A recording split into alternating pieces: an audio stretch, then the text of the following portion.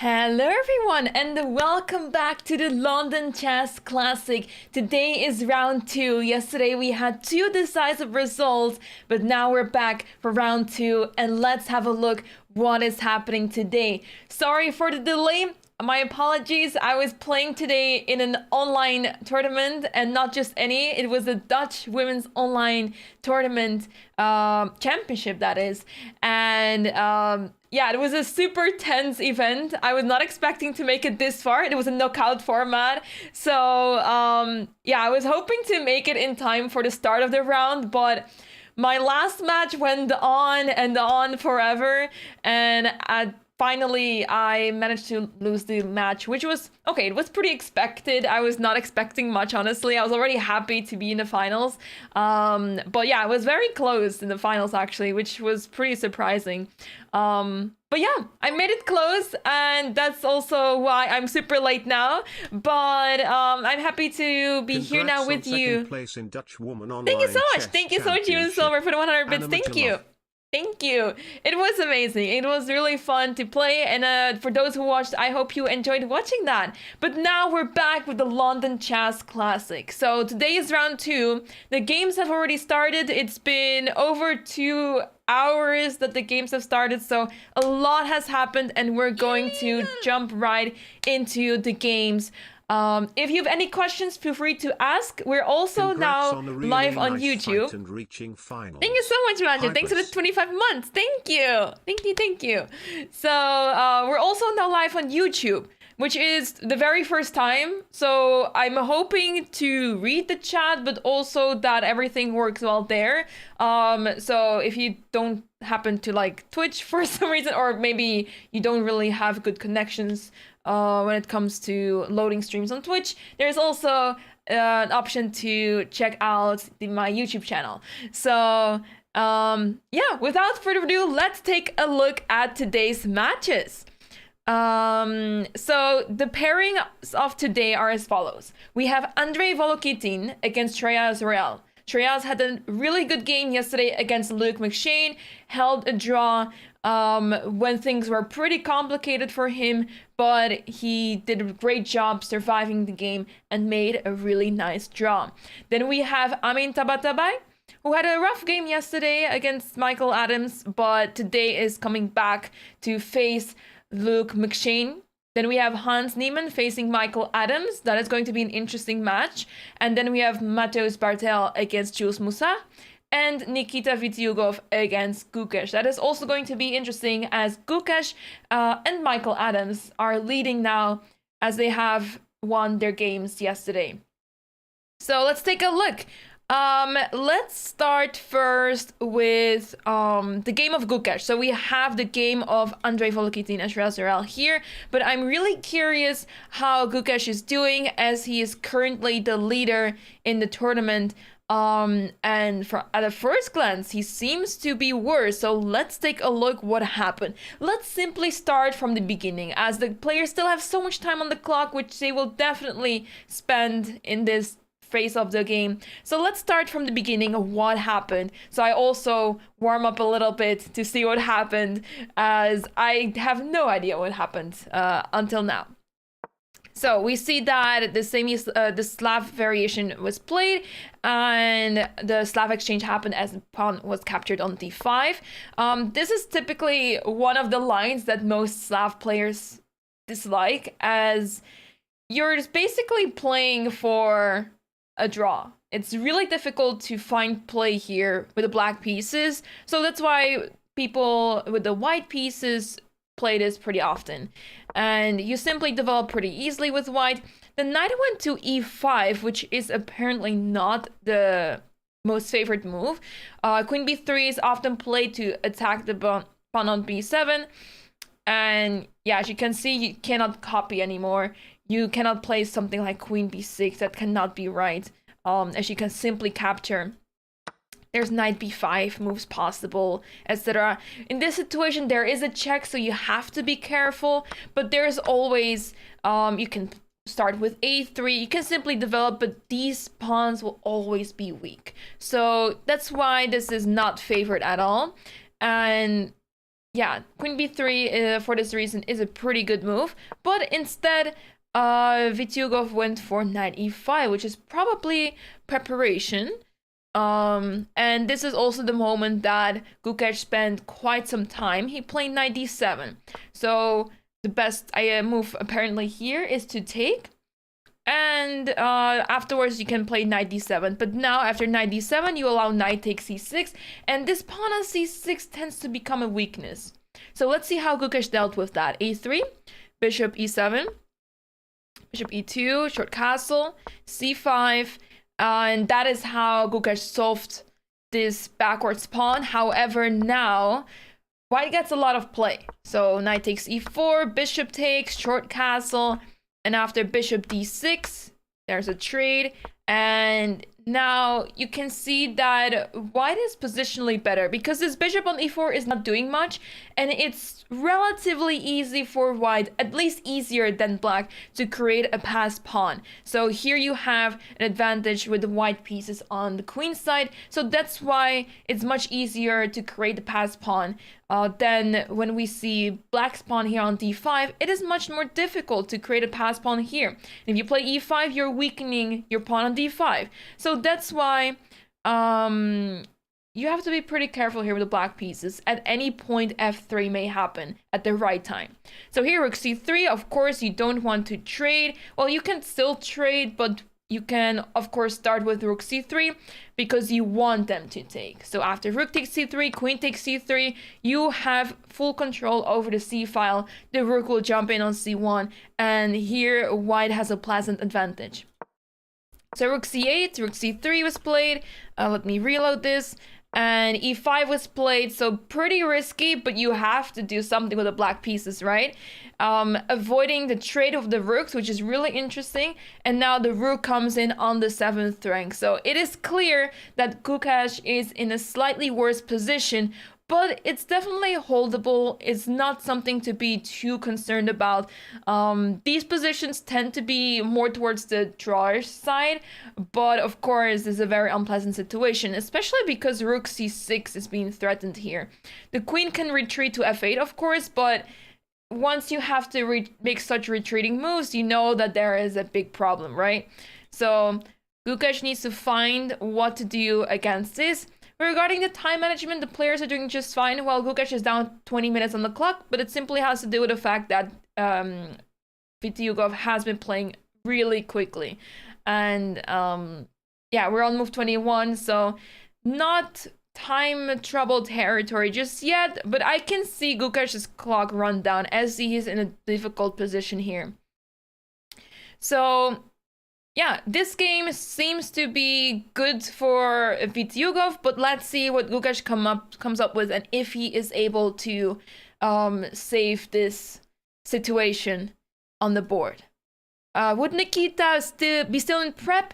Probably not at this point, but I would not be surprised if he had been in his preparation for quite some time. Most of his moves made quite a lot of sense, simply developing and improving your pieces, and that is why such equal lines are so pleasant in the d4 lines for white. It's oftentimes that black has to fight for an equal position, whereas white has a really easy game. The plans are really straightforward. You have an open c file, you try to control it, whoever is first will have the advantage, etc. So it's really straightforward for white, and it's really hard for black to copy or to go for something else, as white is not really weakening anything here. So yeah, that is why a lot of lines in d4 are pretty difficult for black to play. Yeah, especially at this level where mistakes are simply not made that easily.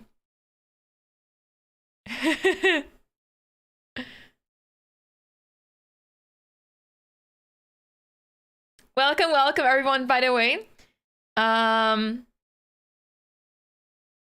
We are live on YouTube as well as Twitch. If you have any questions, feel free to ask. Hello, Matthew, Johnny Doe, and Chadok on YouTube. Hello. I'm, by the way, very new to streaming on YouTube, so bear with me. Yeah. Is it time for nice and simple Bartel Moussard game? Let's take a look. Let's take a look what is going on there. I have been told that some nice and simpleness is happening here, which is most of the times exactly the opposite. So let's take a look what happened in the game between Bartel and Moussard. We see the English opening, bishop b4, queen b3, c5. All right, a3. This looks a bit more like the Nimzo, but the bishop goes to a5 and g4. The classic g4 pawn push in, well, you can say chess nowadays, as this move is it looks very strange at first sight. But first of all, your opponent is not expecting this. So that is a psychological advantage at first. Second of all, it causes a lot of implications in the position. So the first thought that goes in your mind is, of course, why would I not take that pawn? Well, the reason why is because rook g1, and you will lose the g7 pawn regardless. So imagine if you play h5 to defend, we play h3, knight f6, and you just simply take the pawn on g7. And black is in trouble already, as this king is very unsafe. There's a rook planted on g7, and white is simply ahead in development. And it is looking really difficult for black already. The bishop will go to g5 at some point, and the dark squares are simply too weak. So that's why g4 has to be taken, has to be considered with caution and treated with caution. So that's why h6 is a really good move. Rook g1, knight c6. So of course the engine gives an advantage for black, as g4 is simply against the rules of chess. We all know that we need to develop pieces, control the center, but it seems like neither of the players really focus too much on the center as of now. So it goes against the rules of chess. What we know is what we are supposed to follow. So this is one of the games that you do not want to show your students. However, nowadays people have found out that there is many openings where you can play g4, and it's not so easy for black to face this. So let's see how the players played this out. As h4 happened, knight to d4, and that is apparently already a mistake. So here you have to try to counter the pawn on g4 by playing h5. So after g5, you will have the g4 square available for your knight. And this is how you essentially counter the pawn on g4, especially because of the h4 move.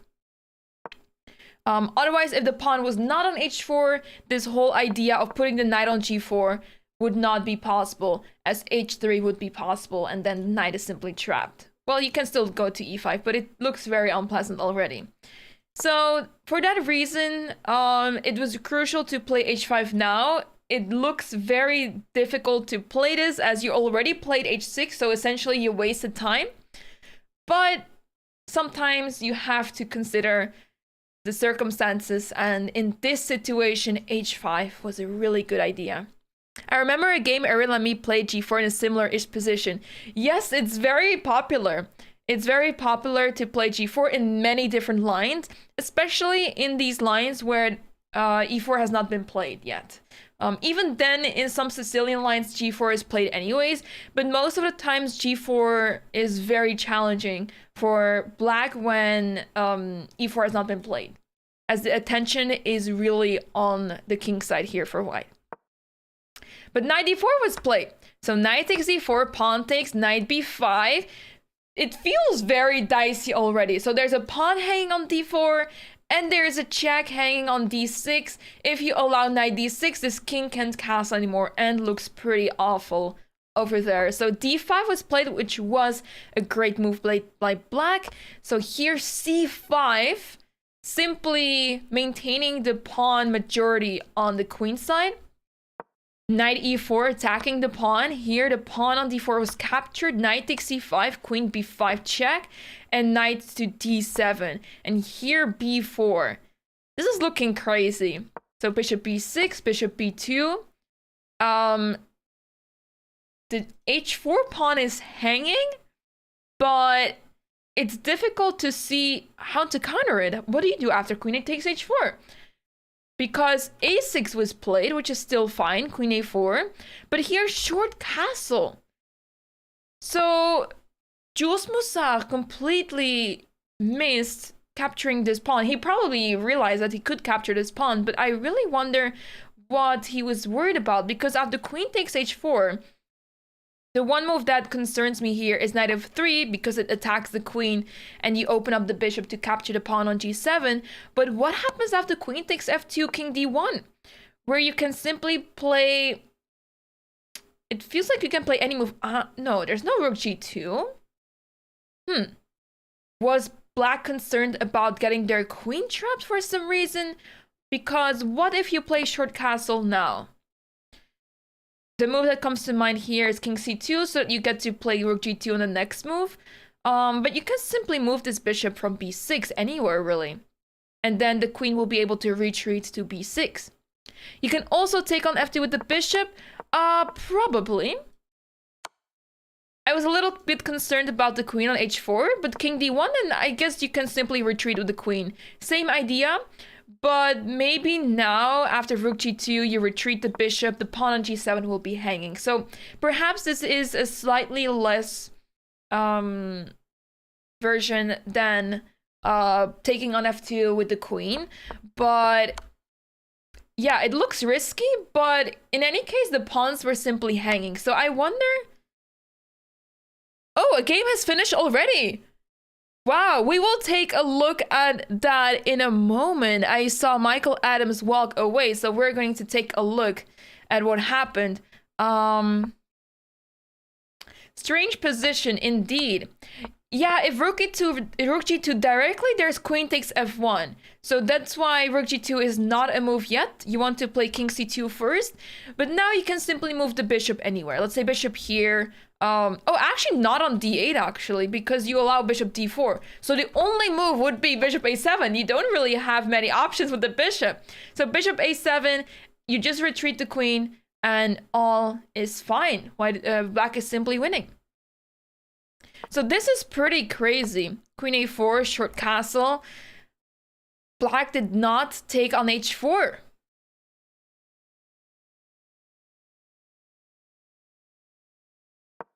g5 was played, knight e5. I think there was a rook hanging on h8, so I don't think f6 was possible. Did Hans and Adams draw? Let's take a look. Let's take a look. We're going to check into that game real soon.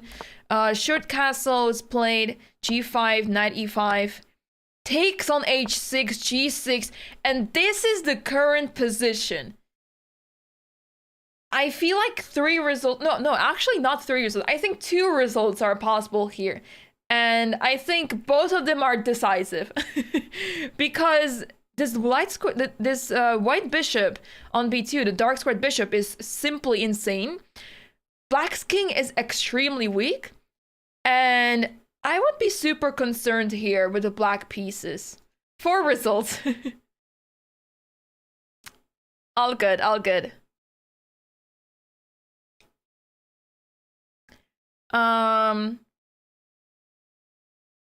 So yeah, this game is looking pretty crazy, and it's really difficult to see how Black can easily develop here, because this bishop on c8 is not doing much. Of course you can play bishop d7, but it doesn't really help much.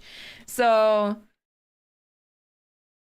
yeah, it's the engine still thinks that it's fine, but I think practically speaking, this is looking very difficult, and Black has to be very creative in order to survive here.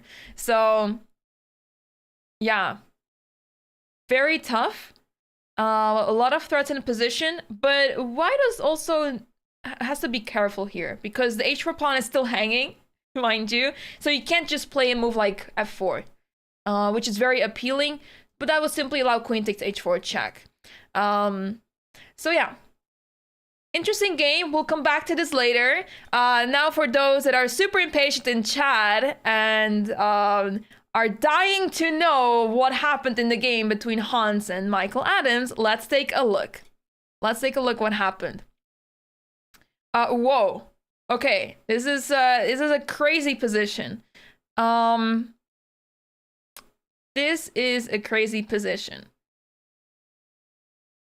We'll check what happened in the first moves in a moment, but let's try to digest what is going on in this position. So in this position, what we're seeing on the board, material-wise, white is up a pawn and has a really nice pass pawn on a6.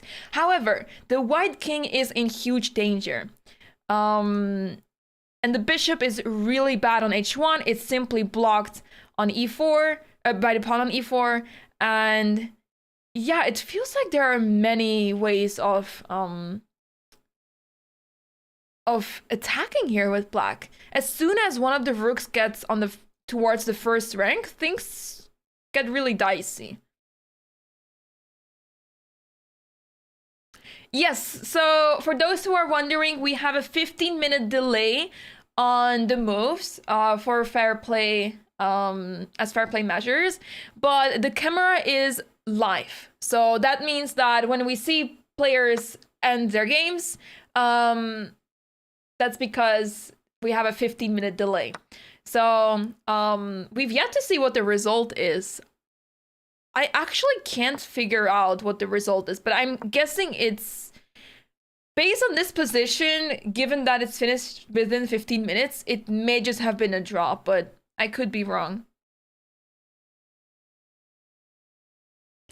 White bishop looks terrified, yeah. Can't you trade and push the passer? This pass pawn is not really going anywhere, right? I mean, of course, that is what Hans is trying here.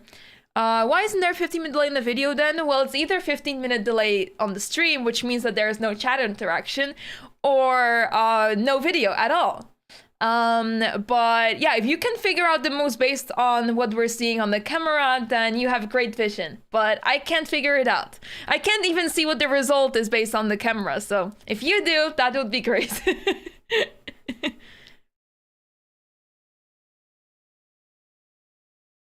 So anyway, so in this position, rook a5 was played. So the pawn on a6 is hanging, first and foremost. Taking on f1 does not seem like a good idea because of the pawn on the a file. So let's say, hypothetically, bishop takes f1, king takes f1, rook a8, because we want to capture this pawn. It seems to me that it's pretty easy for...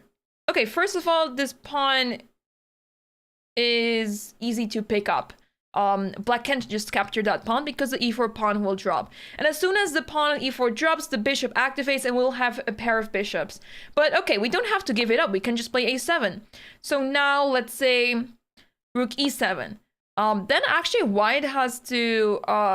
Black should be concerned here already because bishop d4, you can simply defend that pawn and black is stuck. But you also have bishop b4, but then, okay, you lose the pawn, so that is not really ideal. Bishop d4, and you're simply stuck with the black pieces. This bishop is still stuck, but sooner or later you get to play f3, and as soon as the bishop is out, white is winning. So I don't think this rook will be captured. I think simply this pawn will be captured, and it could be very much the case that a draw has been agreed in a couple of moves. I like the move bishop takes a6 in the current position to follow up with bishop d3.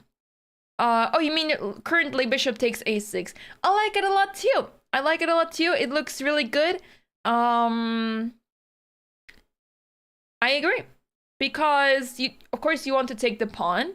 However, after bishop takes a6, you do allow... Do you? I'm thinking whether you can take on e4, but it looks like you can't because the rook is still hanging. So now the rook actually has to move. But it does seem really difficult to push through here with black. So black is obviously the one trying to win here, as this bishop is stuck on h1, is not going anywhere. So here bishop d3, for example, but how do you proceed here? Actually, rook h5 would be allowed when, yeah, this pawn will be picked up very easily. Okay, I guess you have rook h6, but it does seem like not much is possible. So I'm honestly expecting this to have finished in a draw. Okay, so it is confirmed that this game has been drawn. Makes a lot of sense because, okay, the engine is saying that it's slightly better for black, but it is really difficult to see how black can actually try to win this. The only reason that black is better is because of this bishop on h1, and if you're not able to make use of that, you're running out of pawns, right? You need pawns to win the game, so it makes actually a lot of sense that this game has ended in a draw.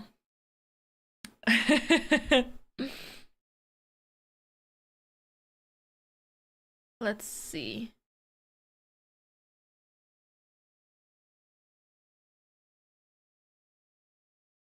Yay, YouTube! Hello to everyone watching from YouTube. Glad to have you here, and hope you guys are doing great as well.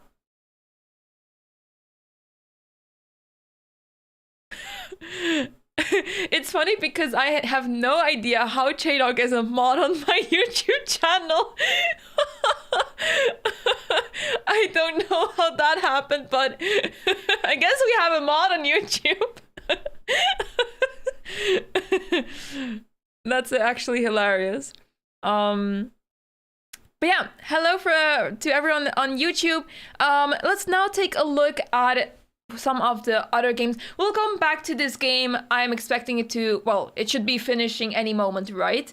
So this should finish any moment, and we'll go back to it when things slow down, as we have still a lot of games to watch. So that this would mean another draw for Hans. He's probably, I'm not, okay, it depends how the game went. We'll come back to that later to see if nothing much was happening, if either of the players had an advantage. But yeah, at least Michael is not on a 100% score anymore, so it is on Gukesh to try to maintain the lead. But as we saw earlier, it's looking really difficult for Gukesh. So let's take a look at another game that we haven't looked at. Let's take a look at Volokitin against Treyas Royale. Not sure what this is supposed to be, but okay. It was a little lag over there. Okay, e4 and e5 was played. And here we have the Rory Lopez, knight of 6, and not the Berlin. No. This felt like this could have been a martial attack, but with the bishop on c5, it's slightly different. But these structures are very known to turn into a martial attack, which is pretty tough to deal with white. At this level, I'm expecting them to know what to do in the martial attack, but I believe it is known to be a draw. So yeah, with d5, but I'm not 100% sure if d5 is a move here with the bishop on c5. Usually the bishop is on e7, so that's why I'm not 100% sure about this. Anyways, d6 has been played, bishop b6, bishop e3. There is no knight takes e4, of course, because of bishop d5, so that would lose material. Let me show you that real quick on the board. So this is not possible, which is why bishop e3 is a really good move. Short castle, knight bd2, a4, rook b8, queen e2.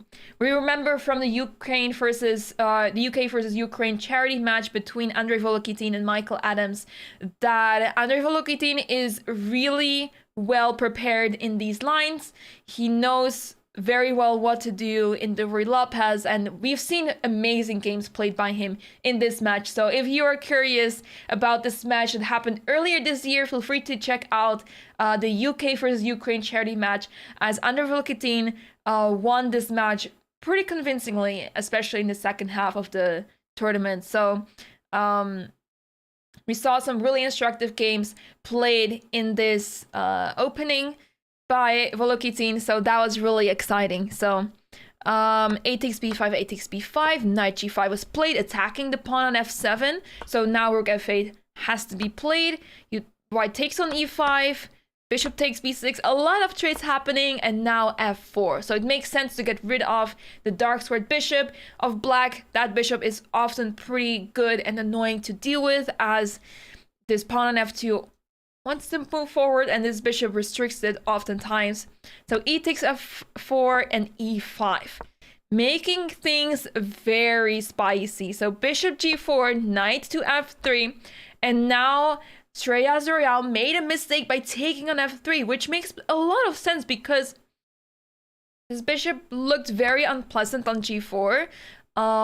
Really difficult to see what black was able to do here, as the knight was under attack. So yeah, it makes sense in a way to take that knight on f3.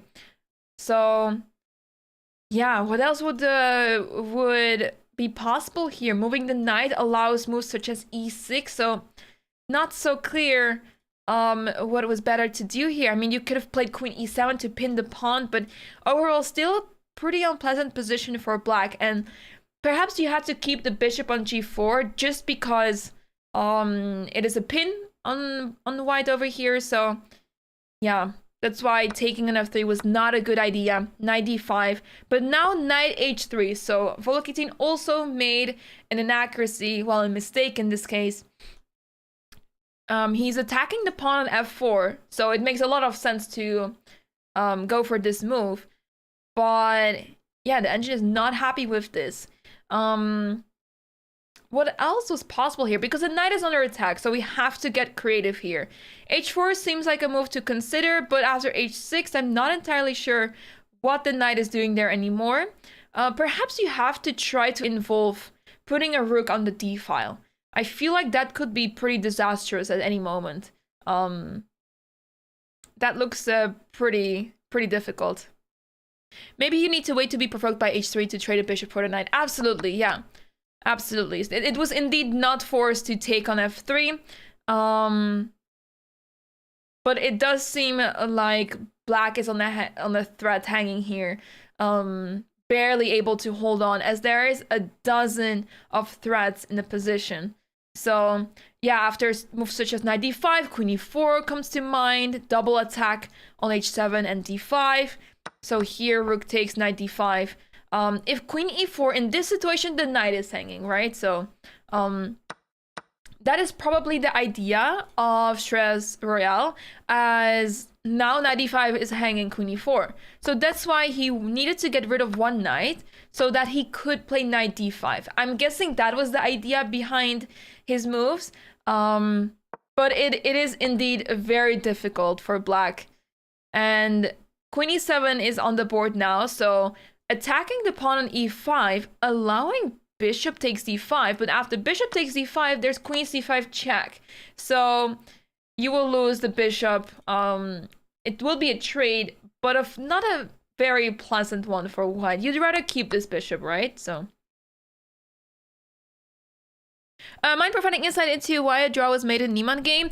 We're waiting for the moves to update, but we'll get back to that game once we have checked through all the games. We're almost through all the games, but it is a good idea to take a look what happened and when the draw was decided. So indeed, the likely answer is that the endgame was hard to make progress in. Yeah, so the bishop on h1, remember, was pretty bad, but it's hard to actually make use of it. The Hans game has been updated. Okay, let's take a look. We'll start from the beginning, just to have a look what happened and see what was possible for either side. So Hans opened with the English, g3, c6, knight f3, okay, d5, queen takes d5, okay. I'm not too familiar with this opening, so let's take a look how the players handled this. Really funny to see knight on c2, of course. Queen e5, bishop g2, so the tension is on that pawn on e4. Knight a6 to maneuver the knight to either c5 or b4, or maybe even c7 to go to d5. Knight e3, short castle, a3, knight c7, b4, and now knight d5. Okay, this seems all pretty normal. Queen c2. a lot of trades occurred. Queen g6 because the pawn g7 was under attack, b5 and h5. So here black is launching an attack on the king side, which looks pretty good to me. Here h4 and here a6. Very interesting to see that Michael went for a6 here. I mean, of course the threat was a6, so that is something that needs to be considered, and looks pretty tough to deal with. So I guess it makes sense then to play a6 instead. B takes a6, b takes a6. Rook a4 has been played, what was played, queen b6. And here bishop f8 was not liked by the engine at all. Vampire Chicken, thank you so much for the raid fight, 166 people. Thank you so much. Hope this stream was amazing. Welcome everyone. We are commentating on the London Chess Classic that is happening right now. The games have started already since 3 hours, but we were a little late as I was participating in the Dutch Women's Online Championship, and it was a blast participating in that. But now we're back to coverage of the London Chess Classic. This is the official broadcast, and if you have any questions, feel free to ask. But currently, we are analyzing the game between Hans Niemann and Michael Adams, who already drew their game. So we're just quickly going through the moves to see what happened and where the chances were of the players. And at the same time, we also have the raid from Master Chess Dojo. Thank you so much for the raid, Master Chess Dojo, with the party of 5 people. Hope this stream was awesome. Thank you. Thank you so much. So we're just explaining that we're commentating on the London Chess Classic, and we're now covering the game between Hans Niemann and Michael Adams. Ended in a draw, but it seems like Michael Adams had some opportunities to try to, take the advantage, take the lead, and maybe extend this advantage. So bishop f8 was played. The engine preferred playing h3 much more, but of course it is difficult to release the tension so early because g takes h4 is not happening, of course. h3 is not happening, of course, because just take a pawn.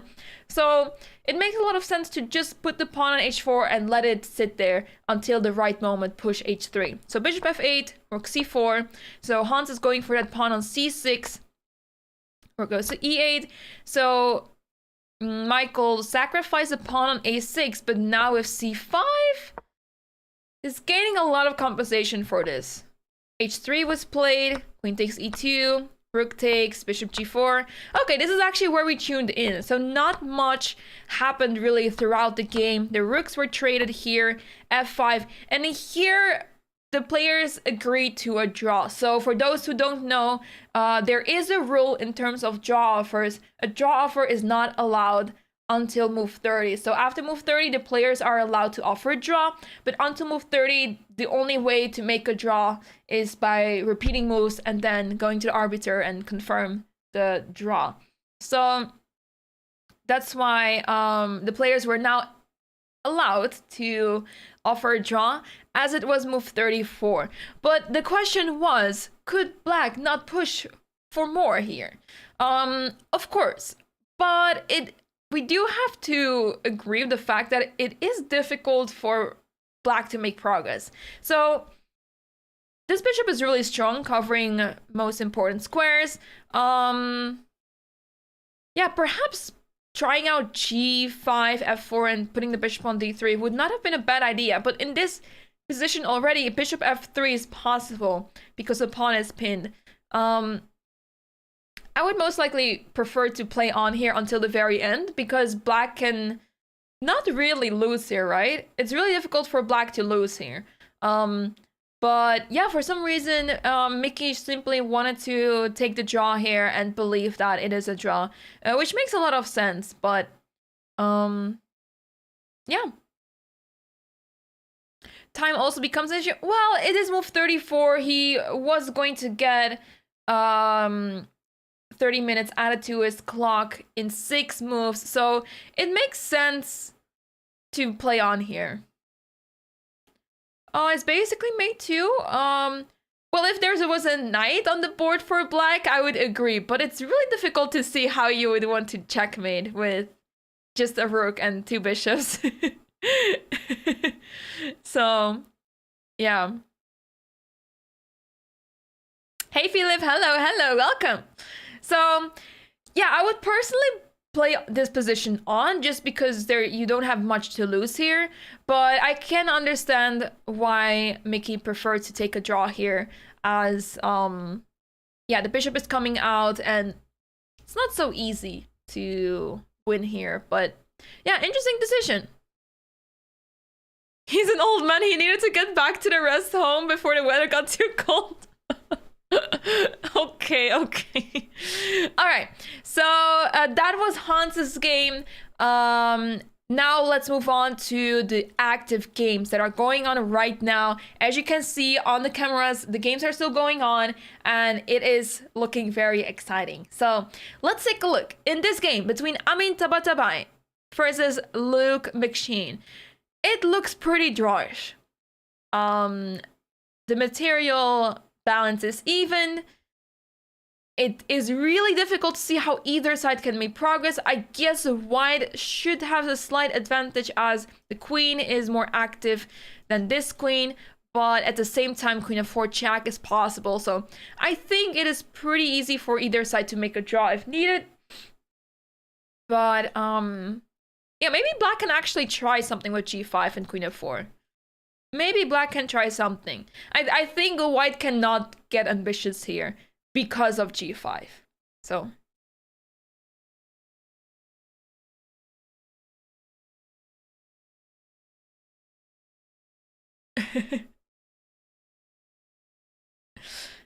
so this game seems to be heading to a draw, but of course anything can happen. The players are on move 26, so okay, they have 14 moves until time control.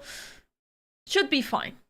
Yeah, queen d7 comes to mind, right? Because we want to take the pawn on c7. But after queen d7, there's g5, takes, and you always have the move queen f4. In fact, if you take the pawn now, this is losing because king h3 and g4, and you lose a piece. So that's why you can't capture that pawn on c7, and you just have to retreat. You have to retreat and, well, actually, this is also losing.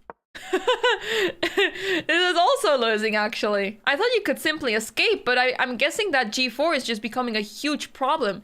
And the funny thing is that knight h4 is checkmate in 2. This is a checkmate. So what is the move then to make a draw here? Something like knight g1 is the same issue.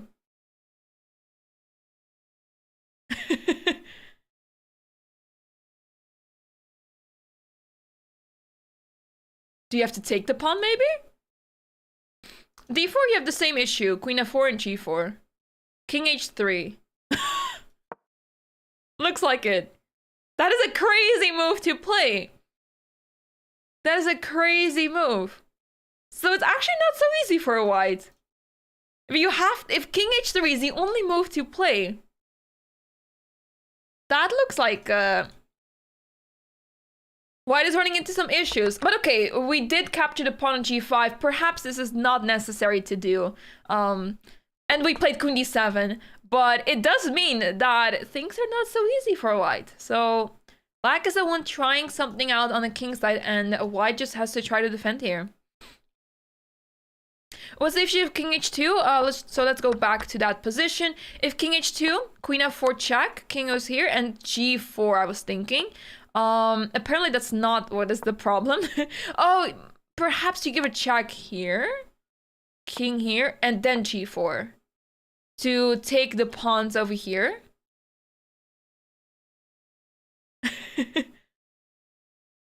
But it's not very easy to find. And I guess you can take here, or not. No, queen takes e6 is the problem. Oh, you have to be very precise here. Chess is hard. I'm trying to figure out what the issue is here.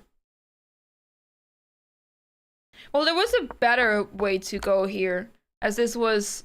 Okay, I thought it was much worse, but...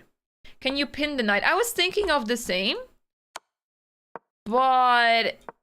Then g3, and I wasn't sure how to proceed here. Yeah, apparently this is also not winning. Let's go back a little bit. So king h2. What is wrong with king h2? What about queen h6 and g4? G4 simply. Oh, perhaps I just made the move Queen F4 out of excitement to give a check, but just G4 first. After this, Queen H4 is over. And after this, Knight E1, you just take the pawn. Yeah, I was just too excited to play Queen F4. I had a difficult time figuring out what the difference was between playing Queen F4 now and after G4, or like G4 first. So yeah, this is why King H2 is not good, and I'm sure that Amin will see this.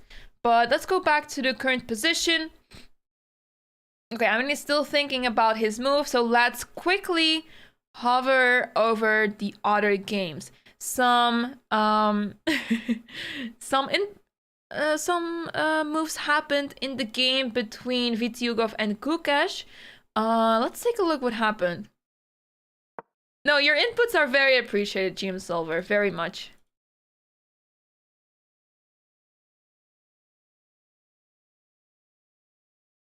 The stream is a bit delayed compared to Twitch. Okay, I'm not sure how it works with YouTube. Maybe you have to press a button to go to the live broadcast on YouTube. But okay. Anyways, let's take a look. So, is Nikita winning or not? Let's see.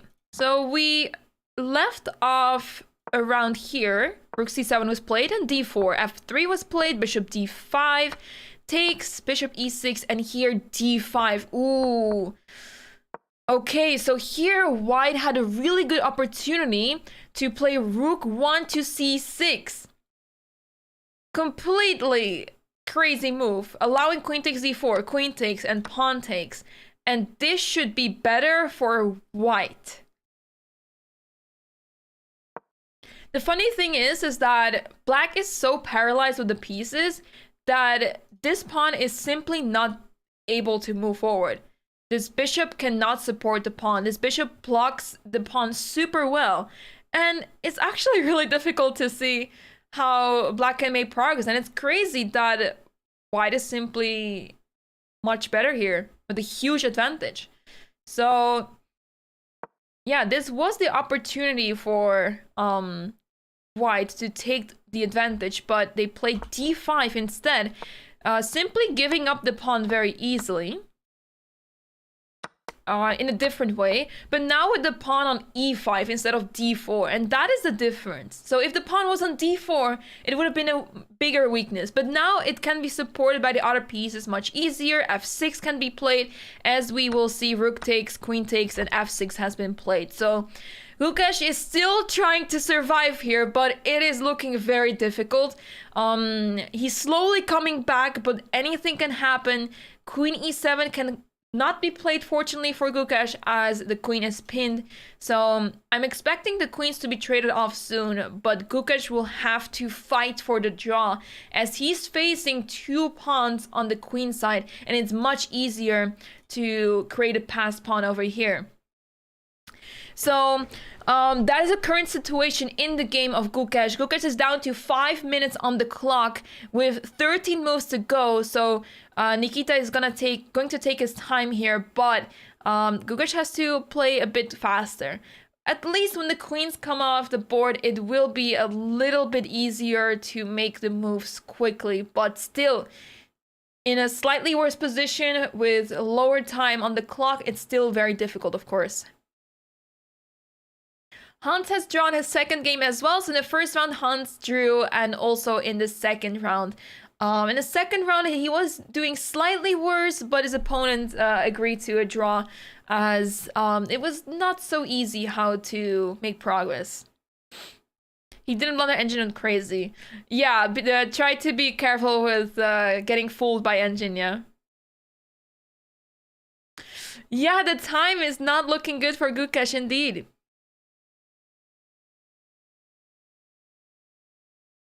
Let me quickly check. Ooh, let me quickly go back to the game between Amin Tabatabai and Luke McShane, because King H3 is on the board, guys. So Amin played the right move.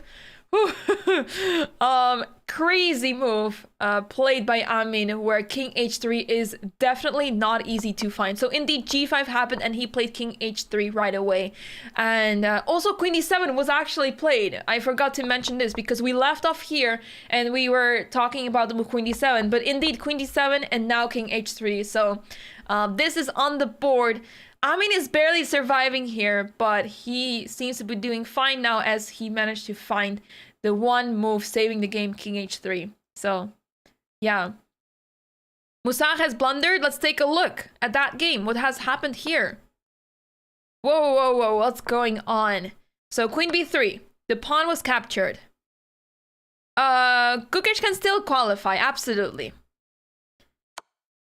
h7 check. King h8. Queen e3. Ooh. So, apparently the engine really wanted to trade down the queens, which makes sense because this queen looks really annoying and it's difficult for white to trade queens because you have an attack going on. Why would you trade queens if you're the one attacking? But at the same time, this queen is really annoying on h4. And whoa, okay, that was not supposed to happen. I think that was a transmission error, but let's take a look. So queen h4, anyways, let's go to the live position. Queen e3, f6, knight f3, takes. And rook takes g6. It's just a normal move. This is not a blunder, guys. The computer thinks that rook g4 was played. This is why.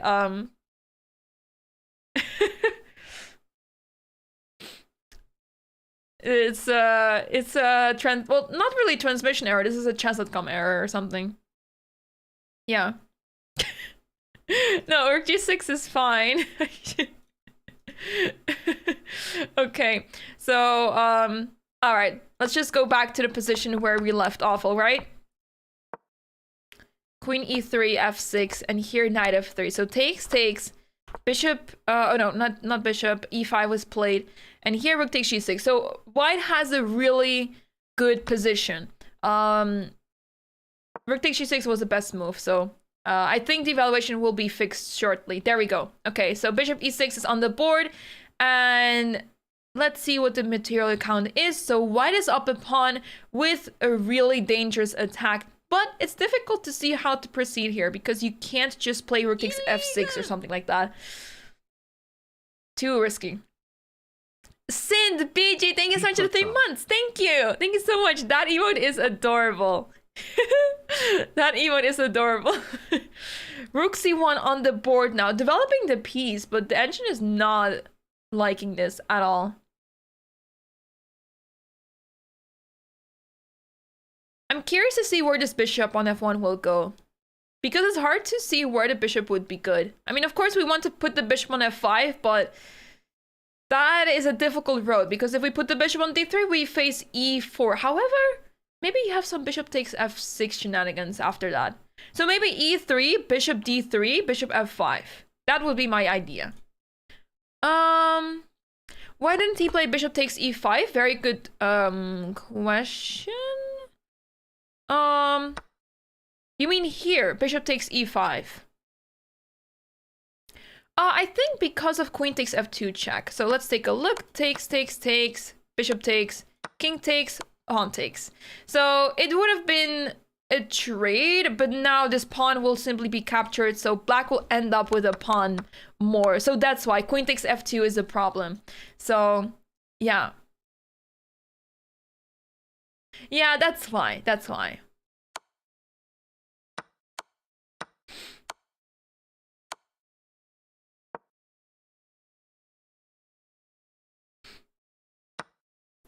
So rook takes g6, bishop e6.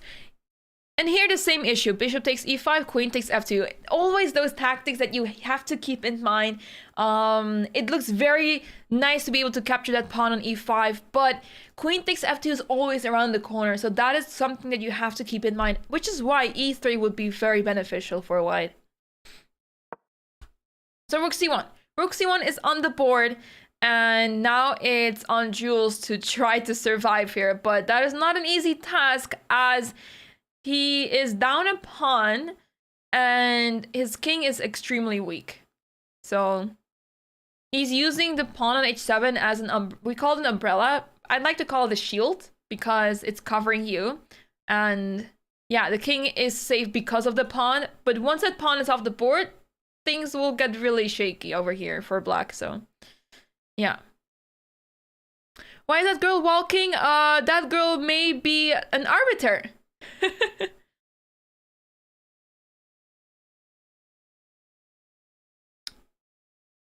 I did not see it on the screen, but I believe there is 1 or 2 arbiters in this tournament, so they're making sure that everything is happening accordingly. Oh, the girl that we're seeing, she is called Shore. She is a well-known arbiter, and she does an amazing job. And yeah, she has to make sure that everything goes well, and especially around this time, this is where chaos may occur as the players are running down on the clock. We're getting close to time trouble, so that's why.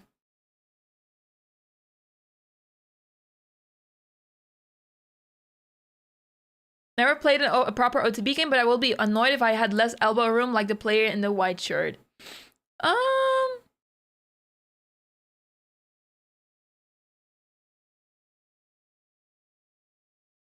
think it's pretty okay. I've experienced worse than this, where you just can't put any arms on the table.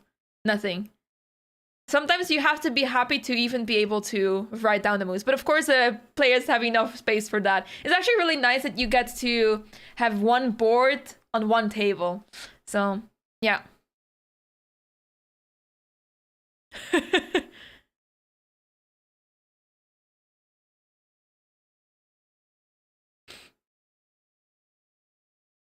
Board is not in the middle?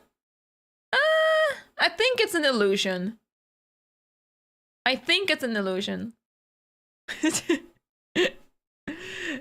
Okay.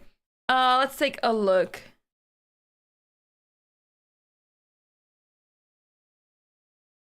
Wait, give me a second, guys.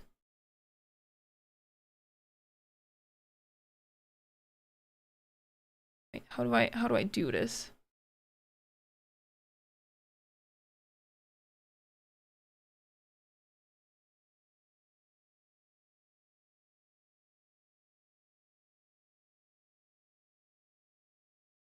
Okay, there you go. I had to do my mod duties in YouTube.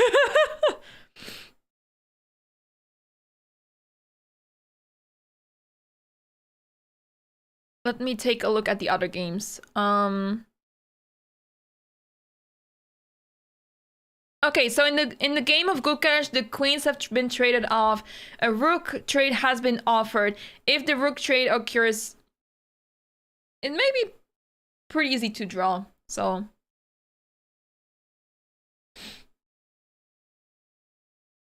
let's see if Nikita decides to trade the rooks or play rook a5.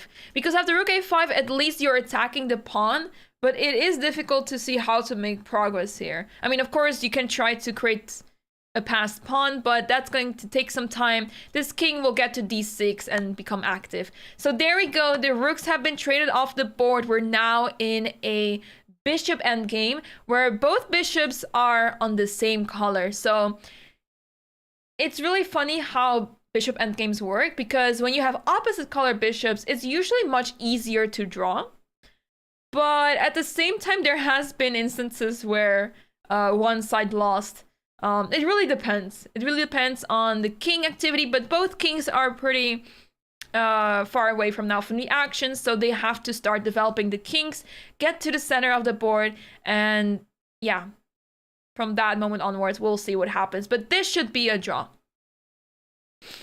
Ooh, we see that the game between Bartel and Moussard has been finished, and seeing the expression of Moussard, he does not seem happy. He does not seem happy. Usually the first one to leave the board has not won the game. That is the thumb of rule.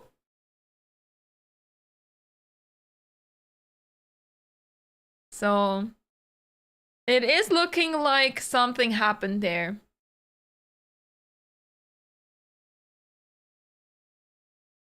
Rule of thumb. Oh, I knew it. I knew it was wrong, but I couldn't figure out what it was. Rule of thumb. Thank you.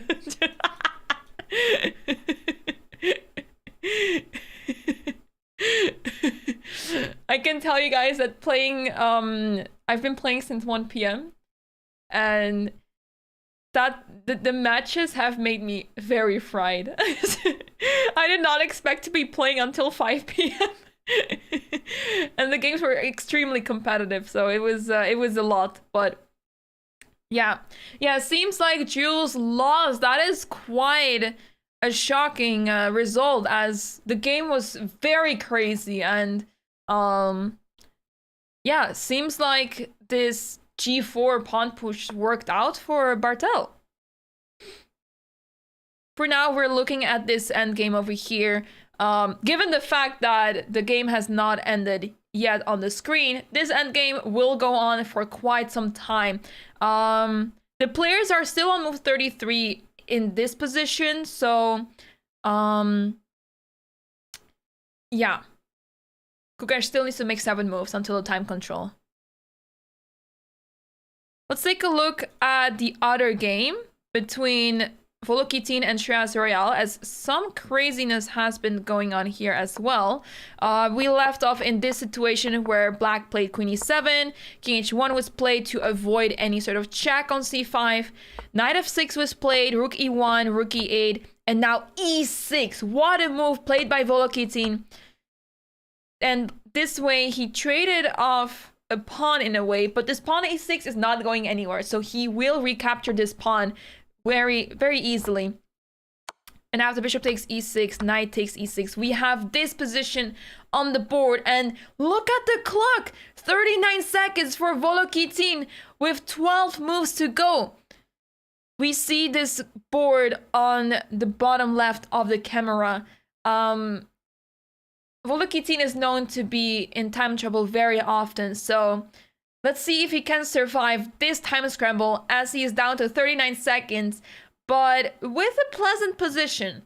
He doesn't seem to be in trouble in the current position, as he's the one with active pieces. The knight on e6 is very active, 3 pieces stacked on the e-file, but can he manage to make it into an advantage? Can he turn this into an advantage? It's not so clear.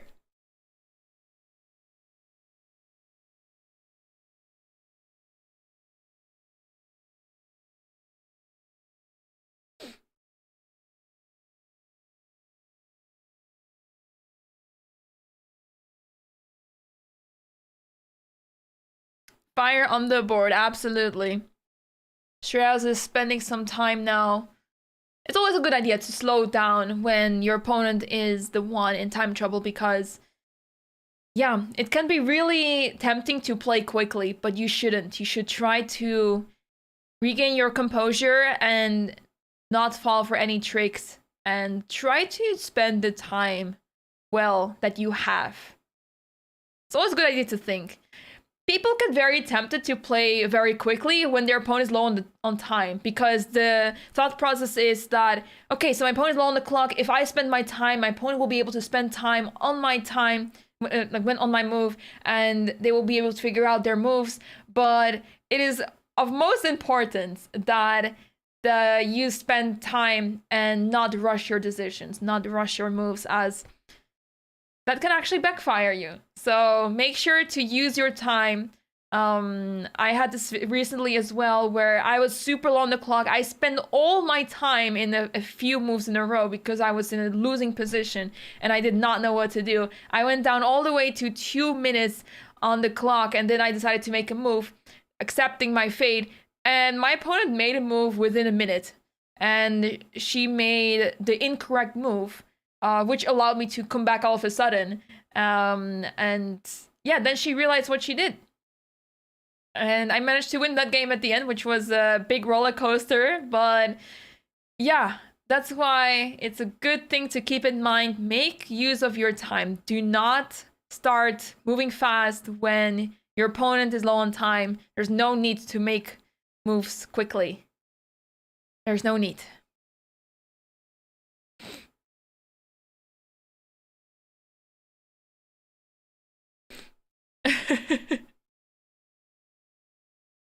Let's take a look if we can check the other games.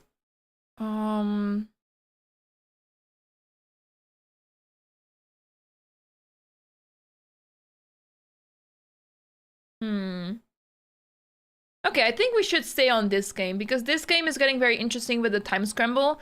14 minutes on the clock for Shreya, so it's very good to see him taking time. I mean, of course, he's also in not a very easy position, right? Because there's a lot of tension happening on the e-file. Rook e5 is in the air. If the knight leaves, there's always queen g4 ideas. If knight d5 in this situation, rook e5 comes to mind. So it is difficult to find a decent move here for black. If you move the pawn to c4, you allow knights to go to d4, which is a really nice square for the knight. And of course, knight takes g7 is a threat. Knight takes g7, attacking the pieces on the e-file is actually winning material. So this is why Shiraz has to spend quite some time to figure out how to not lose material. Is knight takes c5 also hanging? It seems like it is. It seems like knight takes c5 is also a threat. So this was really well thought and calculated by Volokitin, as both pawns are hanging. Okay, actually after knight takes g7, I believe queen takes e3 is possible. So knight takes c5 will be the only concern as of now. But knight takes g7 might become a problem if the queen leaves. So knight takes g7, oh, let's say any move happens. Let's say h6. Knight takes g7, there's still queen takes e3. Oh, but then you take on e8. I completely forgot. You can simply take the rook on e8 and now you're just up a pawn. So it is a threat. Both pawns are under attack. So what happens if c4? Can you still take on g7? But now it's not so clear, as there will be too many trades happening, and with the pawns fixed on the queen side, it should be easy for black to draw this. But of course, it's gonna take some time. You should pretend to be about to move when your opponent is short of time just to wind him/her up. True. There's all sorts of psychological ways to deal with this. Absolutely.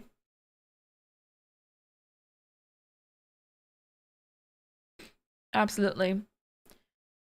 So it seems like it is inevitable for black to lose a pawn here, but good drawing chances after knight takes g7. Black can very well lose this, absolutely. But good drawing chances. That is the conclusion of this.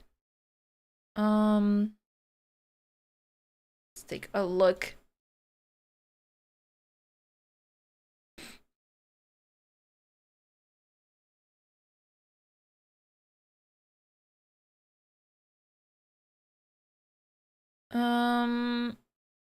In the meantime, so we know that this game has finished, which I think is going to finish very soon over here as well.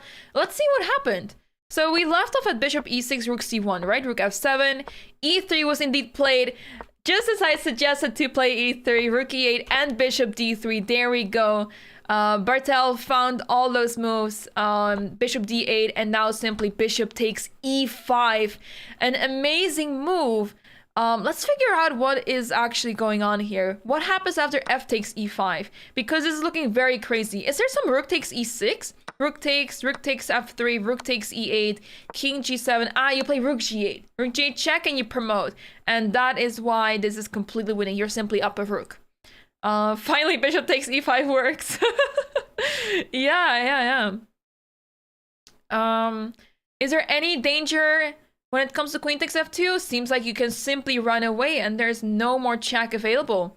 So bishop takes e5, and this was on move 28 with only 5 minutes left on the clock. So I'm expecting a resignation very soon here, as bishop takes e5 is simply crushing it. And very nice tactic found by Bartel. We see on the screen, by the way, that the game between Volokitin and Shreya Zoriel has also finished. I am not able to see the result over here, but we are going to tune right back into that game as that game has finished. Agnes Karayevsky, thank you so much for gifting 2 subs. That's so kind. Thank you. Thank you so much. Thank you. So this game was a pretty crazy one. I'm simply going to wait and see when the game has officially been declared a win for Bartel.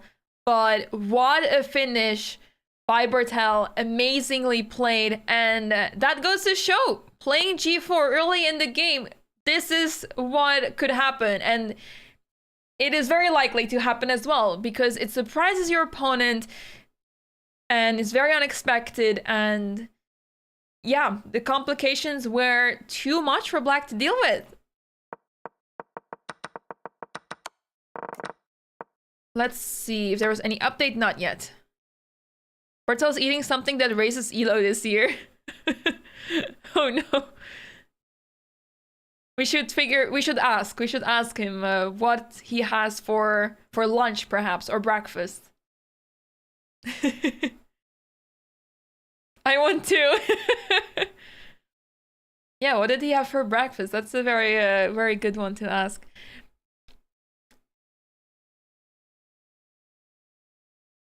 Yeah, seems like I think nothing else much happened.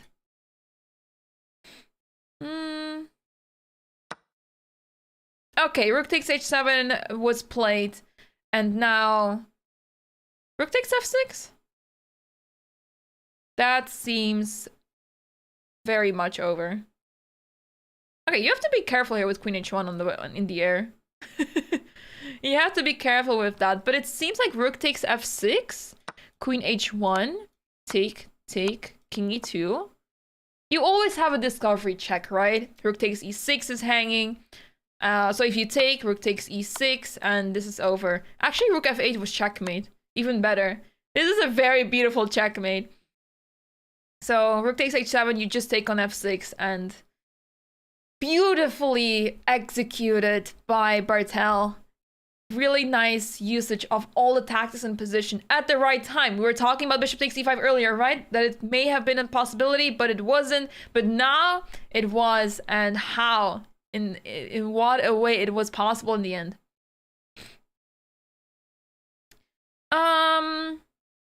In the meantime, I'm seeing a few more moves in the position of Volokitin and Shreya Zorial, but not too many things have changed there.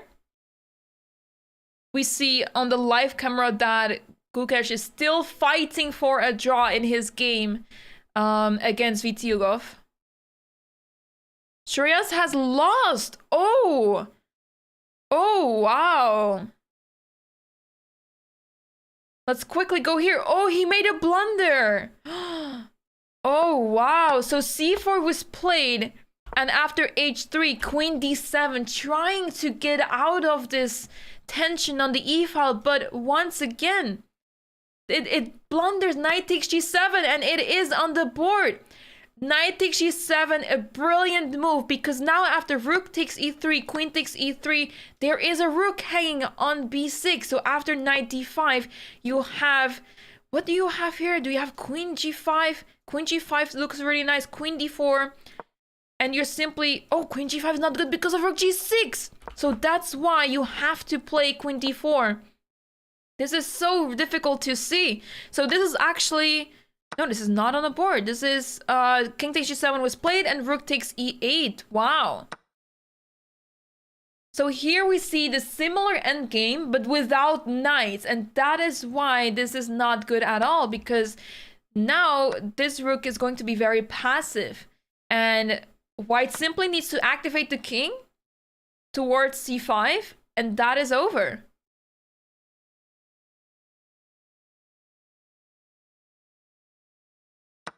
But in any case, it was not good to allow to take on e3. This is at least trying to hold it, but the game ended very quickly from this position. And Volokitin also gained some time on the clock with these trades, so let's see how he played this out, because I'm very surprised that the game ended so quickly after this. Yeah, b4 seems like a very good move. Indeed, you have to try to trade the pawns, right? Because if all of those pawns are traded, this is a draw. But the pawns are not traded, they're there. So b4 is a good attempt to try to trade off the pawns, but it doesn't help so much as there's still one pawn left on the board, which will be taken as the king gets closer to the pawns. Adams drew. Adams drew against Hans Niemann.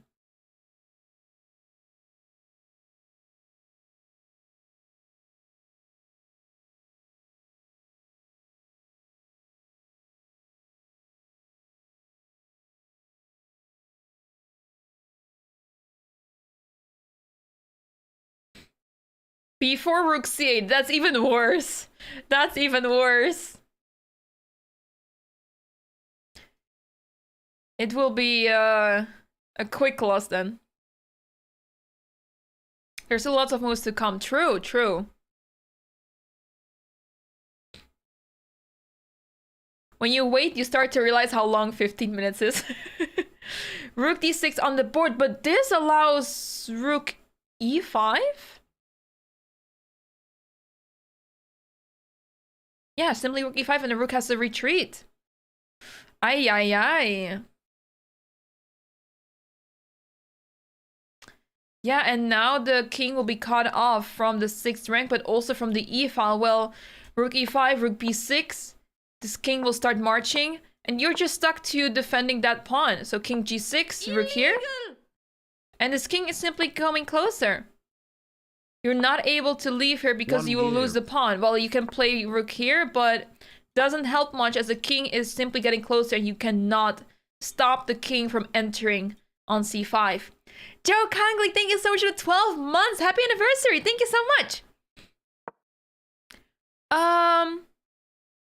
If rook b8, you allow the rook to centralize. So you want to make your opponent's rook as passive as possible. So by playing rook e5, you're forcing your opponent's rook to be passive. Because after rook b8, there's rook d5, and you can try to start. It should still be lost, but maybe it's a little bit more difficult.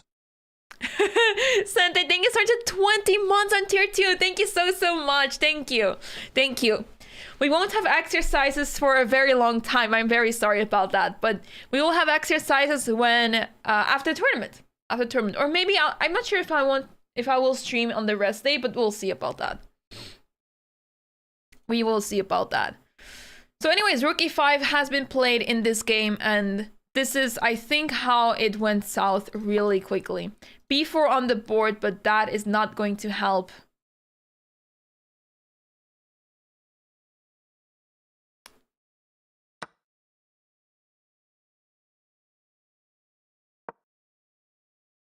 C takes b4, rook d2. So Shreyas was trying to get back into the game by getting the pawn on b2 and moving behind the pawn on b4, but you're simply losing the pawn on c4, and with 2 pawns more for white, this is simply winning easily. Exactly, Matthew. I think so too.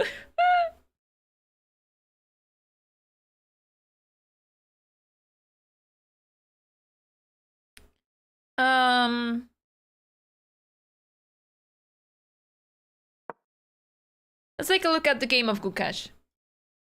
So it's move 37, 1 minute on the clock for Gukesh, but it should be easy to hold this. So the king is on d6. This king is not able to move forward. I thought the game may have ended as Gukesh stood up, but he did not finish his game. The time control of this game is, of the tournament, of the games in the tournament, is 90 minutes for 40 moves, and then after 40 moves there is additional time of 30 minutes, and then 30 seconds increment every single move. So this is the classical time control. This is not speed chess, this is not blitz, this is very slow chess. I have not met you, no.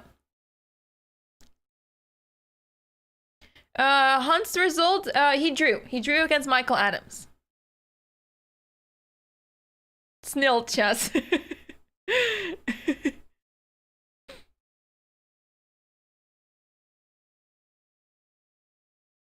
So, in the game of Ityugov against Gukesh, it should be easy to draw, but Gukesh is of course trying to create a pass pawn as well on the king side, but now with the bishop on d5, e4 is not happening anytime soon, but there's no need. having the pawns very actively placed this way is good enough for him to try to hold the position.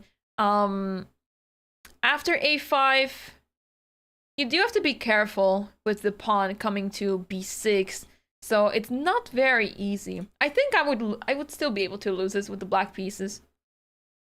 3 more moves for the players to reach time control. So we're at move 37, which means 3 more moves.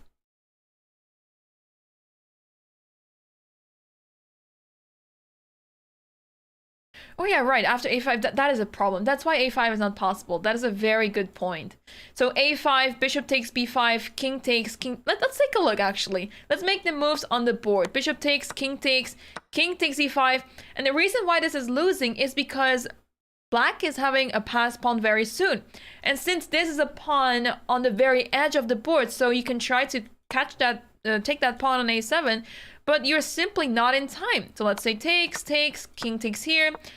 And, I mean, first of all, you're simply too late. I was going to suggest that you can try to corner this king by moving the king up to c7. But, yeah, you just promote first.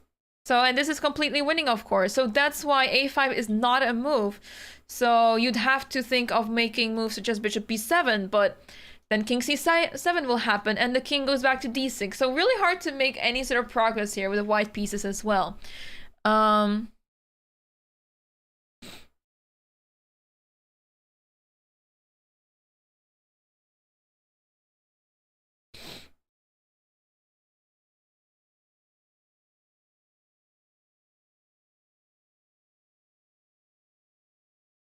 A question in the YouTube chat, which country I'm from? I'm from the Netherlands. I'm from the Netherlands, and my parents are from Georgia, and I also have Armenian roots, so it's a very complicated situation, but I speak Georgian and Dutch. Thank you, Chassan. I mean, usually it's hard to stay in touch with the chat, as it's more difficult when it's not on your channel. But when I am commentating on my channel, it's always much easier to interact with the chat. And English. Hello, Garv. Welcome from YouTube. And English. Not to forget. You're also from the Netherlands. Amazing.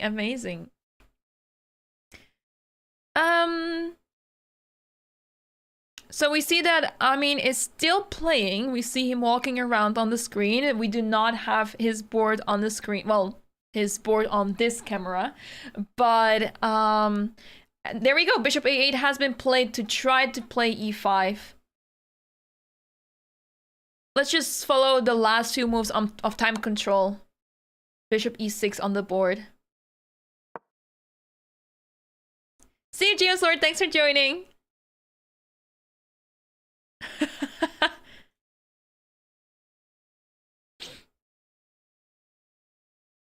I look Indian. I take this as a compliment. Thank you. I guess, you know, as my parents are from Georgia and I have Armenian roots, there are some mix happening there, and people look very similar in the eastern side of the world, right? So it's okay. I speak Dutch, yes. I try to not speak Dutch as we have an English stream going on, and almost all my streams are, well, yeah. 99% of my streams are English, so I try not to speak Dutch, but I'm fluent, very fluent in Dutch. More Persian? Yeah, that makes sense. I've always been mistaken. People always think I'm from one of those countries in that region, so I look like Indian food. I don't like spicy food, so yeah, that makes it difficult. 4 minutes of Dutch. Wait a second. Wait, that was a mistake. Kukesh made a mistake on the 39th move, bishop f7, and the engine is very displeased, allowing a5 to be played. What is going on? Because after a5, king c7, king c5, and the b pawn moves forward. Uh-oh. what was Gukash supposed to play here instead? Let's find out. So, was bishop d5 necessary? But then, wait. What about bishop d5? It's also worse, which is really incredible. I was hoping to be able to make a pass pawn, but you see what the difference here is, guys? You try to create a pass pawn, takes on e4, but you're not going to push b6 just yet. You play king here, and after king c5, that is when you try to create a pass pawn. After king takes b6, king d4, this king is marching towards the pawns and catching those pawns first. So king b4, bishop f7, and a5 is on the board. So instead of bishop d5 is also not good. Instead of that move, bishop c8 was necessary, which is crazy. But the idea is, I think, that after a5, can you play king c7 here? I was hoping to play bishop b7 somehow. But apparently, let's try king c7, also not good because of king c5, yeah. It's crazy how the smallest things make the difference, right? So apparently, black needs to wait simply with h5 and not move the king. The king needs to stay on d6. And the question now is, what happens after b6? What happens here? Because this looks like a huge threat, right? But you play bishop a6. You do not allow the king to enter on a6. Because after king a5, bishop f1, and after b7, you simply stop the pawn, and now actually black is winning. So imagine we want to try with bishop b7.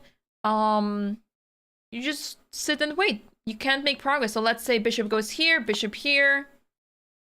And whenever the pawn pushes, you can just stay on c7, get to b8, and that's it. But here, in this case, you have e4 even. This is simply drawn. Can you play bishop c2? You can't. That's actually crazy. So if you can't move the bishop, because apparently bishop c4, this is some craziness going on.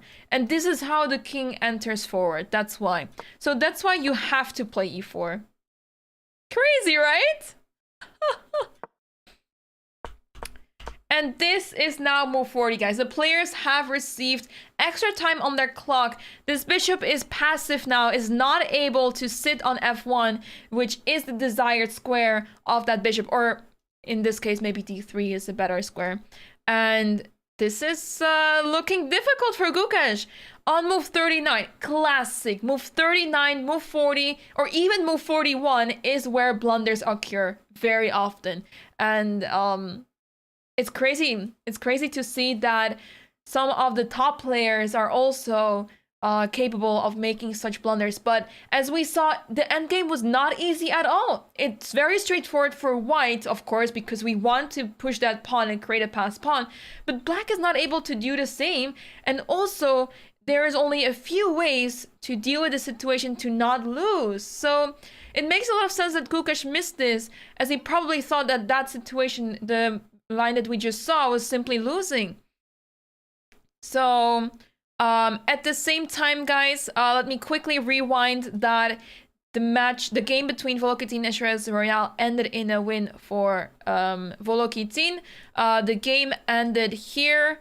We left off when this happened, rook d2 and rook c5, just to see how the game finishes. Always good to figure out how the players finish the games. Always very instructive to see how they manage to finish and win the games, you know? So h4, king h6, simply not allowing the king to move. And now the king had to go back. And here g3.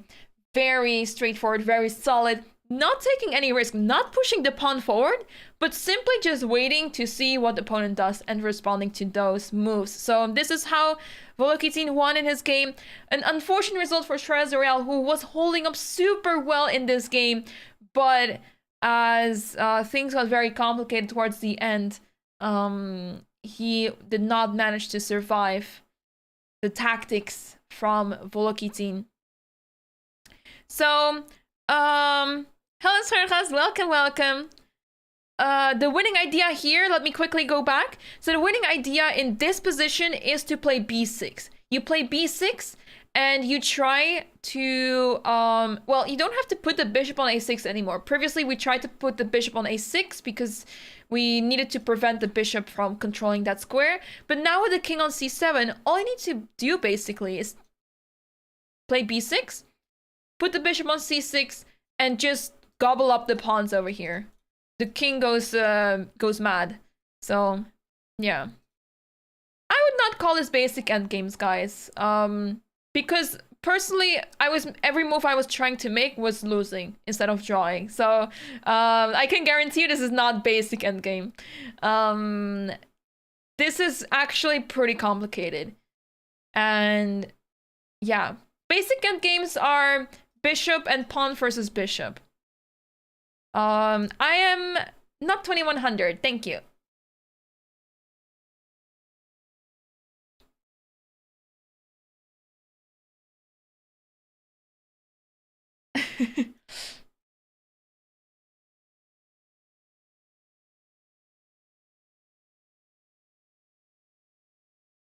So yeah, this is definitely not the basic endgame.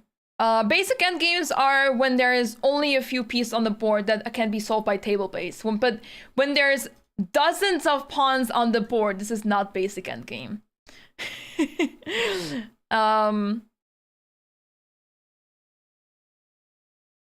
Yeah, this looks pretty bad for black because of the pawn pushing on b6, and this bishop is misplaced. This bishop needs to be on f1. So yeah. Also, if I think any 2000 plus rated player should know basic endgames, so do not try to make those points in the chat. I know I'm interactive with you guys, but that does not give you freedom to insult commentators.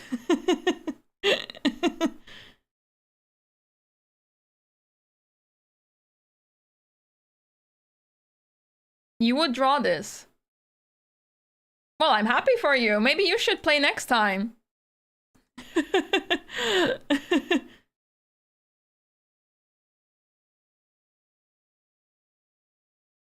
Anyways, let's take a look at Amin's game.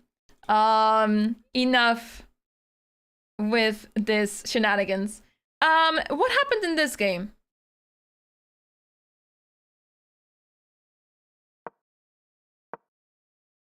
I'm glad that the chat is making their own conclusions. Let's move on now and see what happened, as there was a knight on h1.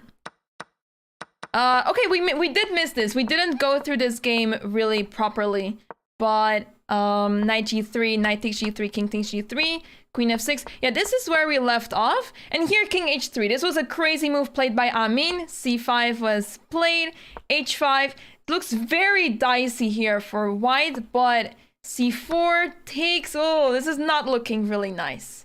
It's not looking really nice. g4, queen f4 check, queen takes e4, king h2, queen takes c4, king g1. This king went on a hike. This king went on a hike and is now safe on g1, but at what cost? Because the pawns in the center look pretty dangerous. Queen b3, g3, king f6, knight h2, queen d1 check. So the pawn was captured. I mean, of course, it is very difficult to find other moves here.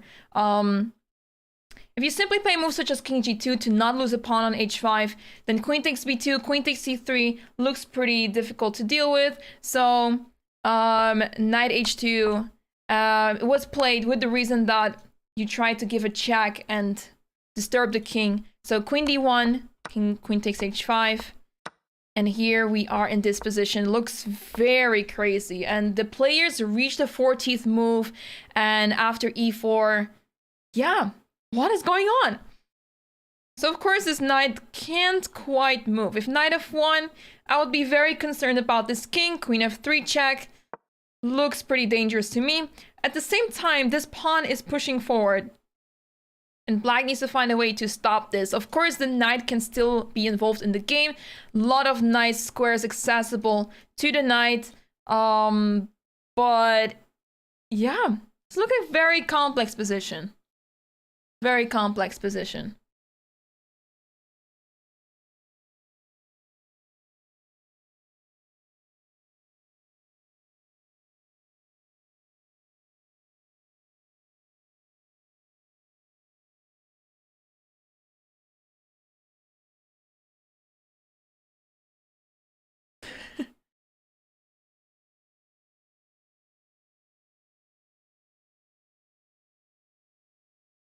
I'm seeing some comments in the YouTube chat. Let's take a look. Um,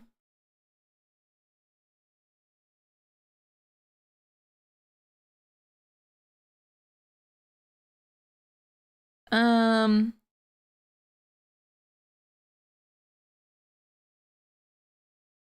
Unrelated to the game, but who do you think will win Women's Candidates 2024?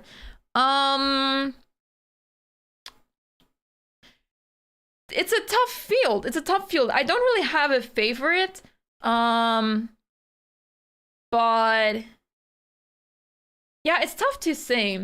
I mean, of course, I believe Tan Shogi is playing. I think Tan Shogi is a really good chance if she's playing again. She's a really good chance because I've seen her games. I've seen her play. She was this close to win the Women's World Championship. Yeah. What do you think is the stronger threat, the passed pawn or the knight coming in for checkmate threats against White's king?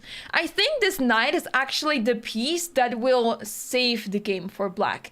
As with the knight coming into f3, I think Black will be able to make a draw, somehow repeat moves. Of course, it's not really simple like that, but I think this is the one piece that can try to save the game for Black.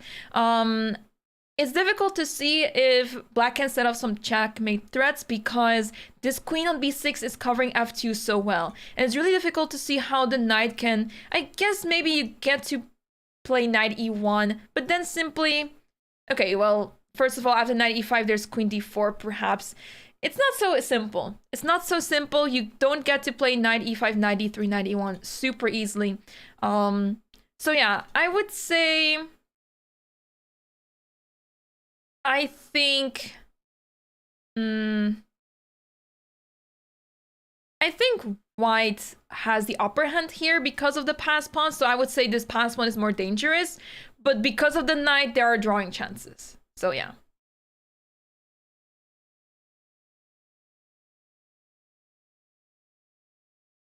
I mean, if Black had 5 moves, knight e5, knight d3, knight e1. And the funny thing is, let's just make random moves, right? Let's just make all sorts of random moves. This is a checkmate. It's very cute. If the king goes back anywhere on the first rank, let's say here, similarly, this is how it is a, well, h5? I guess, no, not h5. Here. And now you can take. Okay, well, that was a bit sophisticated, but okay, it's winning regardless. But, yeah. This is the way to try to checkmate, but once again, after knight e5, there's a check on d8, there's queen d4, worst case scenario, and yeah. This is why, it's not so easy for White either. But it's not, you know, I mean, knight e5, knight d3 is a really nice idea, but White will definitely try to prevent this. Oh, that was a mistake. No, please do ask your questions. I really appreciate questions from you guys. As yeah, there's so much to talk about the games. There's so much that you can learn from this game. Me too. I really enjoy going through the games, analyzing them. There's so much to learn, and there's a lot of instructiveness coming back from those games. So please do ask your questions, and yeah, keep them coming.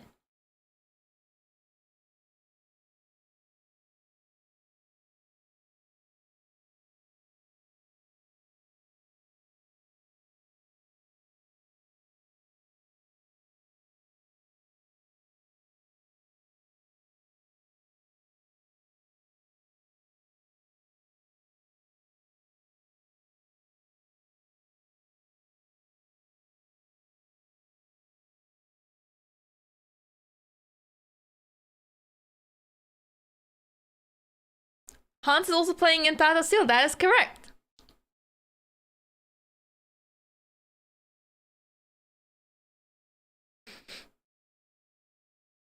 Let's see. All right, guys, I think now that we have reached the time control, it is time to take a short break.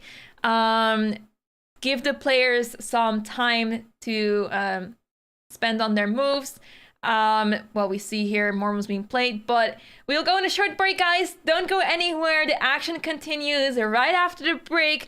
I still haven't been able to create a new scene for the break, so we will have our scuff layout again, but make sure to stick around as the final moves are happening in the 2 games that are still left.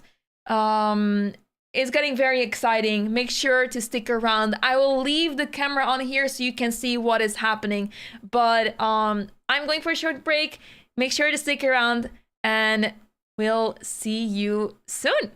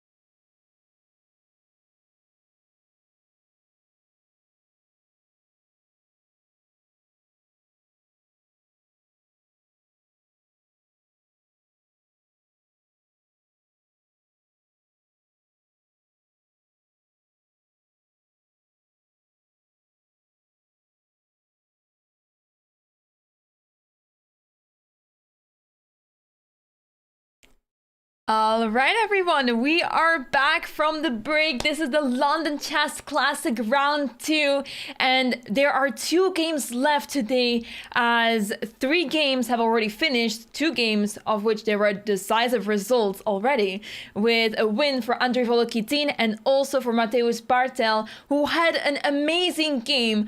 An amazing win over Jules Moussard, and the other game between Hans Niemann and Michael Adams ended in a peaceful draw.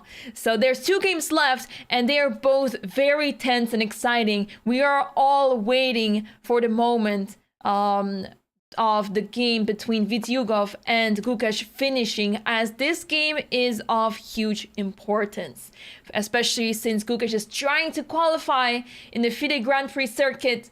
But as he is currently leading in the tournament, as he won yesterday in the first round, he is now losing in this bishop endgame. So let's take a look what is going on, because the material balance is equal. It's 3 versus 3 pawns, similar color bishops on the board, but this king on b8 is stuck. So this king on d4, the white king can just move around freely and is able to grab those pawns, and that should be over. Let's see how Vityukov handles this, but it is not looking good for Gukesh.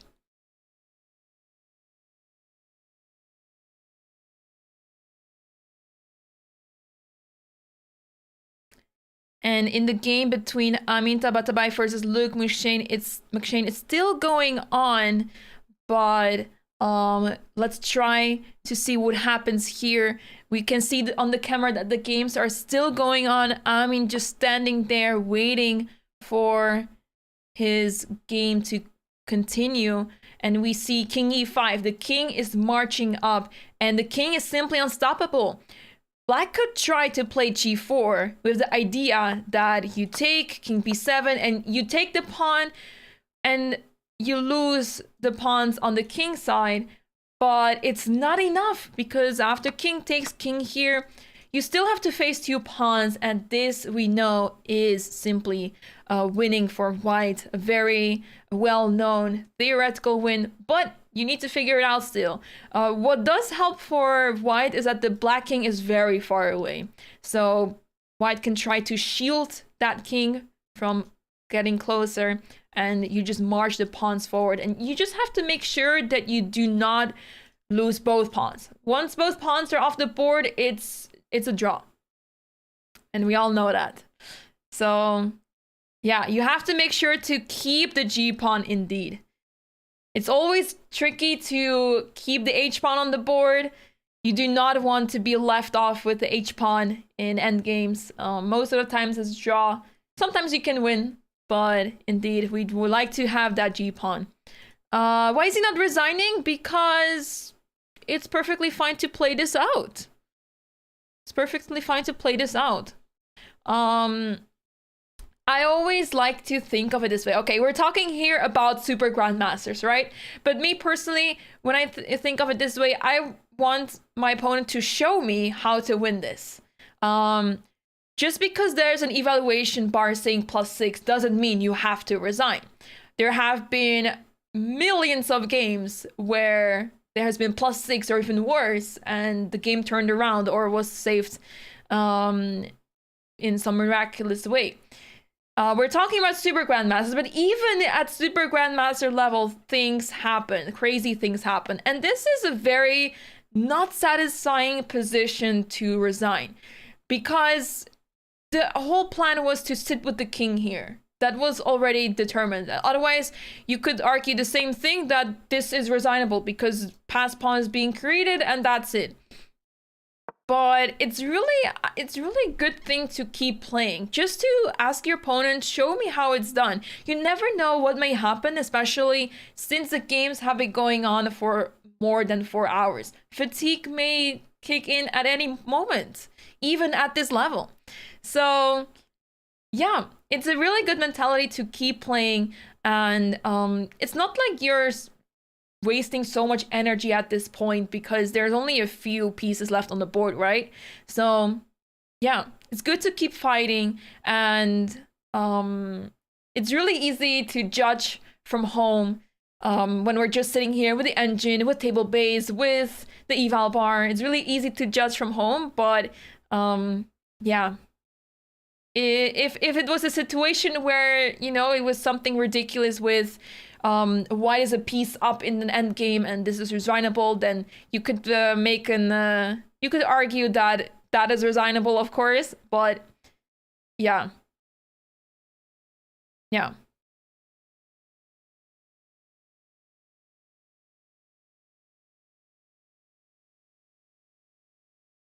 I always resign as soon as possible. Try not to resign. Try not to resign as soon as possible.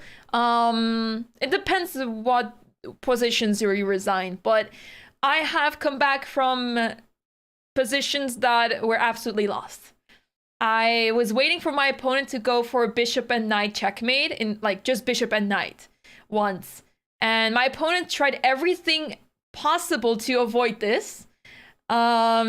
Resulting in a position where I had a queen and my opponent had a queen and knight.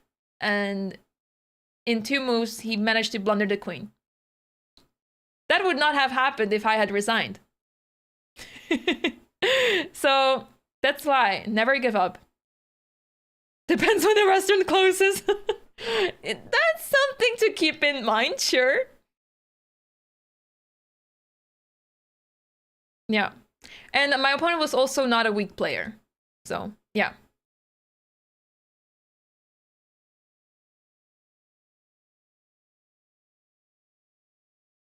Yeah, I couldn't checkmate me and I won on time, was filthy, but took the win. We take those, we take those. Now imagine, Suzos, if you managed to win that game. I was at a complete losing position, but I won. Now, okay, I felt really bad for my opponent because we're friends, but now I can proudly say that I won a completely lost position, so yeah. Hello, Relas, Prilav, welcome, welcome, hello. But okay, these are just my advices, so yeah, I just highly advise to keep playing. And in this position, I mean, there's not much that Gukesh can still try here. He puts the bishop on g6, trying to put it on e8, I think, to cut off the king from entering on g6. But yeah, this is looking rough. Classical versus Blitz. Yeah, I was talking about a classical game. I was playing a classical game against an international master who had over 30 minutes more than me on the clock.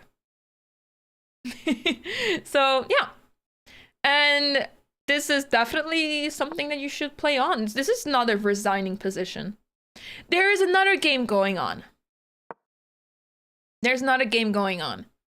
You know what? Because the game is still going on the screen as well, let's try to check in what is going on in the game between Amin and Luke, as we haven't seen this game in a long time and things are heating up here as well. So it seems like knight e5, the move that we were talking about, was actually not the correct move, which is really ironic. So we were talking about how this knight can jump around and create threats at a position, but as it turns out, queen d8 check, king f7, queen c7, king f6, and b6. And Amin is saying, you can try whatever you want, but I'm going to promote here. So now we have to calculate what happens after knight d3, because that feels like such an important move. Knight e1 is being threatened. What is happening here? So first of all, we have some checks in the position. Now, I do have to say that it's hard to see how we can actually survive this. Maybe there is a way that you can cover those squares so that you don't get checkmated. So let's say queen here, king here. And if we play b7, knight e1, king h3. So after queen h5 check, queen h4, and there's a check here. But now you just play g4, and that's it. There's no more check in the position, no more threats. Queen h5 is incoming, and you just promote. Now, of course, queen f4 stops the promotion, so that is a bit of a pity. But we have queen g3, and that's it. So this is something we completely missed, actually. We were talking about this move knight e5 jump with the knight jump to d3, but turns out that it is just way too slow. It's way too slow, and this pawn is all of a sudden unstoppable.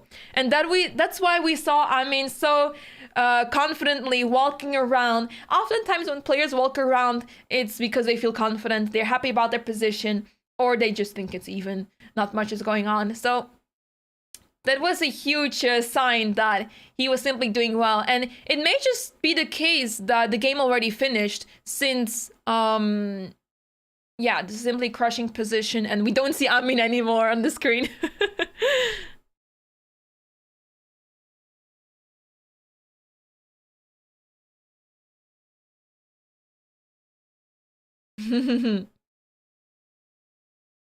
So, yeah, that is the situation on this board. Pawns are being pushed in Gukash's game. Let's take a look. Oh, you mean the one here? The screen over here. Yeah, he's probably playing g4. That, well, actually, I think king g7 has been played, h5, g4. Let's see.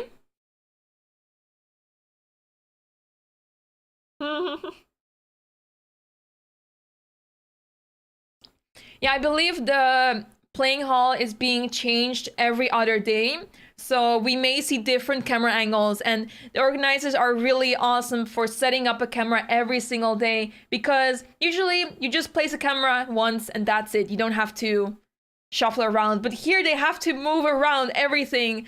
So it's quite a hassle to organize all of this, but the organizers are really amazing for making all of this possible. Do you know why they have to change? I think I have a feeling they're playing in the same hotel, but different rooms are available on different days. That is my guess, but I am not 100% sure about this. Yeah.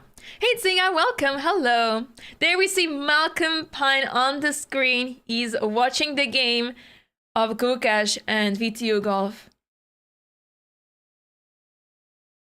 I'm wondering what VTU Golf played here in this position. So, well, I'm guessing he played King G. Well, that is a logical move, King G7.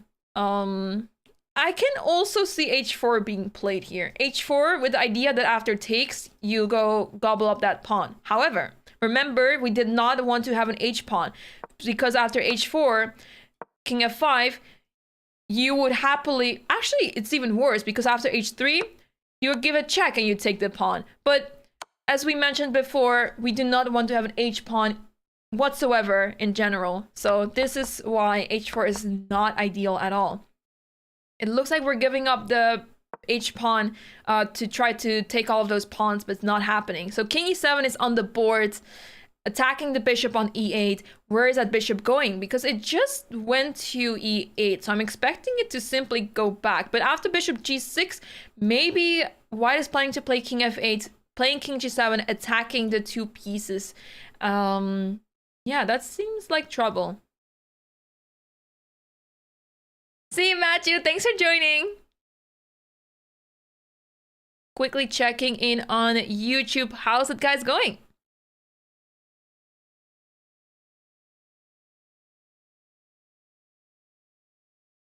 My age, I'm 23 years old. Are there any chances for draw for Gukash? Good question. There are some chances, but they're not high. I think, let's see, I would give it 2% chance of draw. 2% chances. So at least it's not 0.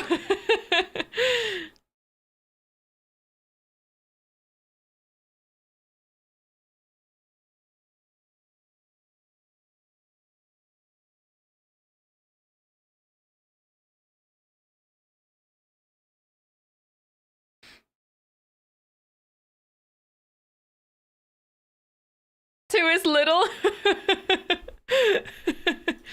Yeah. Yeah, the thing is that this endgame should be lost for black. The pawns are on dark squares. This king is completely stuck. But with the right maneuvering, white will be able to win this. But I think it will take some time. Is there any update in the game between Amin Tabatabai and Luke McShane? Not yet. Luke is still spending some time here.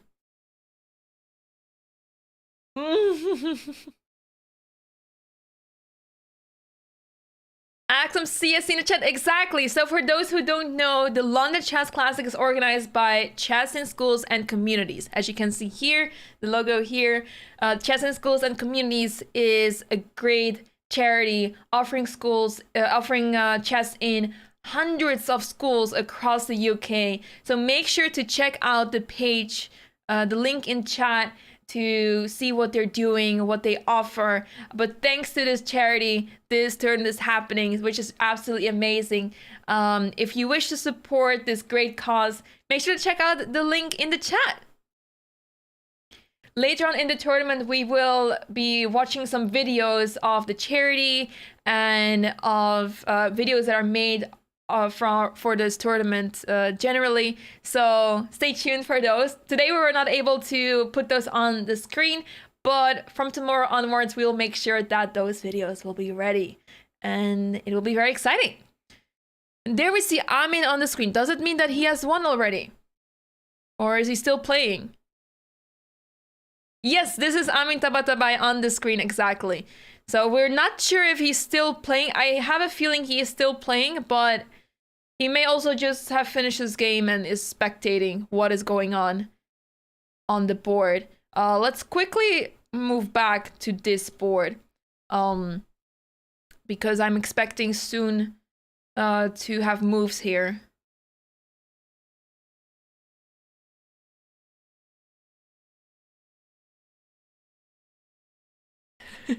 You have to get there, yes.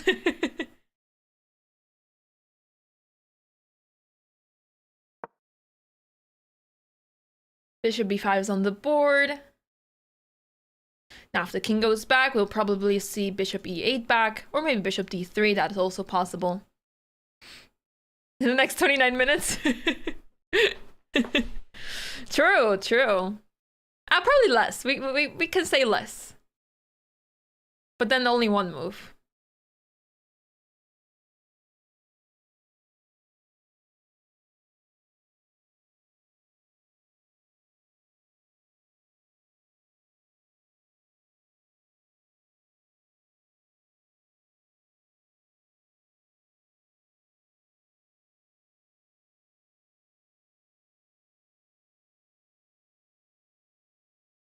Yeah, so 9 minutes on the clock left for Vitiugov, but that should not be an issue to figure out the winning idea here. You know what, guys? Let's try to move some pieces around. You see Gukash's pawn on h3. Oh, you're right. I also see a pawn on h3. So we're behind a ton of moves. That goes to show how long 15 minutes is. But let's try to figure out the winning plan for white. How can white try to win this game? Let's say we just go back with the king, all right? We go back with the king because we are very confident about going to g7. What happens here? Do you think endgame or middle game is harder? Not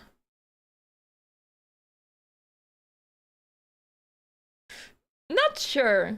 They both have their own complexities. So I think they're both equally hard. We can see one of the boards more or less. It's really hard to identify things still. I just know that this is a king because we're seeing the king on the board. But otherwise I can't hardly tell what is on the board. Well, the reason why we see a pawn on h3 is because we know that there's an h pawn on the board, and we see that it is somewhere across the h file. But that's all we see. There's something of, yeah, there's something. There's something. But yeah, king g7. What happens after king g7? So probably h5, right? I think we should include some h3 just to stop any g4. But see, this is already a draw, which is actually crazy. It probably has to do with the fact that you can't take here as there's king b7. So that is a small issue that we have to consider. What happens if we go back with the king? g4, bishop, anywhere. Bishop here? I would like to play bishop here. You know, if f3, you just lose the pawn, right? So let's say h4. King here. h3. Pawn pushes. But then f3 comes to mind. But it should still be fine. Not so clear. f3 takes f2, bishop here. Or I have to play bishop c4 probably. But you have two passed pawns now. That is probably a bit much. It's not very easy, but I can see how it can get very tricky. So we see king f6, bishop e8 actually on the board. Can Vitiuga figure it out? Malcolm on screen, exactly. Very interesting endgame.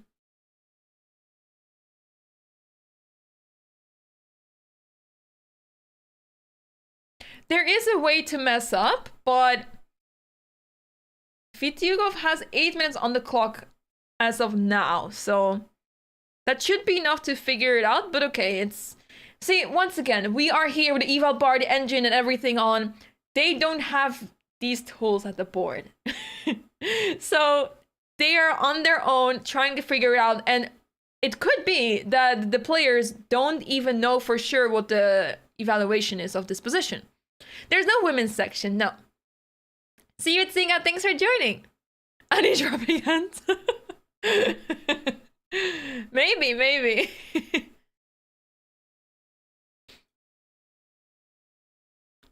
In the meantime, we have an update in Amin's game. Let's quickly jump back to Amin's game versus Luke McShane. So the knight has arrived to f3. So we saw that b6 was played, knight came to f3.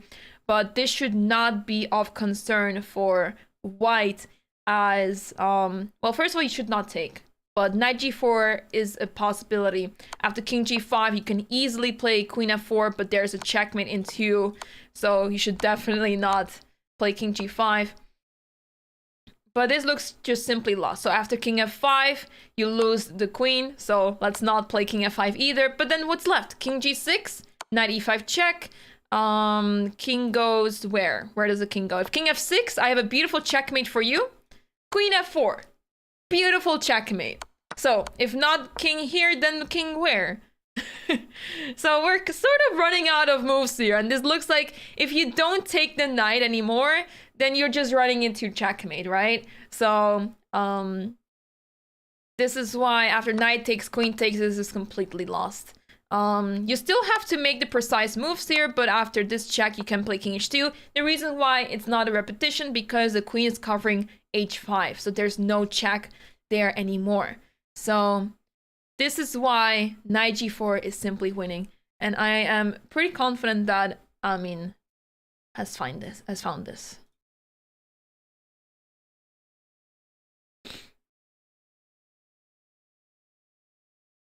Seeing a pawn on h3 is pretty crazy, though.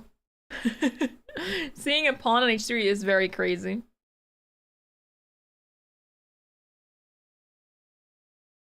Let's go back here. Any new moves? No. Down to 6 minutes. Imagine if Vitiugov manages to spoil this win. That would be insane. I am going to be in Tata Steel in February. In January, yes. Yes.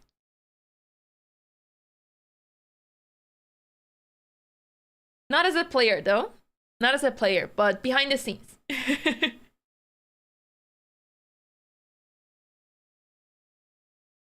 Is there second time control? So after the 14th move, you receive 30 minutes to your clock added. But now they are already received the 30 minutes, so they're only on 30 seconds increment now. So we won't get any extra time after this.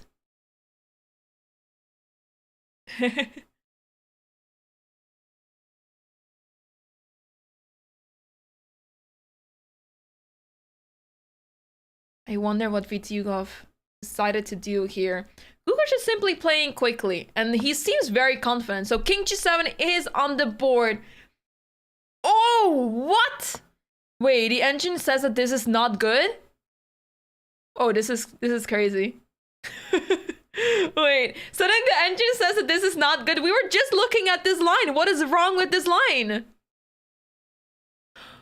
Wait, this is how it occurred. He probably played g4, f3, takes 6, and the pawn went all the way to h3. Wait, this is crazy. We're just looking at this line and we were like, yeah, looks good for black, for white, I mean. Looks good. Getting his throw was ready for thinking it. I will just ask if he liked them. Oh, Mickey Dickett, that's so fun. That's so fun. I'm sure you'll be fine.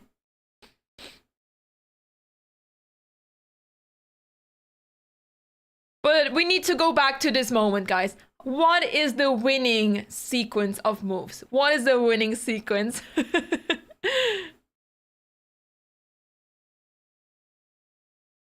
What is the winning sequence? By the way, this is the current position. So bishop e4 was played, and now it's on Gukesh to make a move. Well, we see him walking around here, but we have a delay of 15 minutes. But this goes to show, guys, this endgame is not easy at all. And I'm actually shocked that this move sequence is not winning. Some people may find this interesting.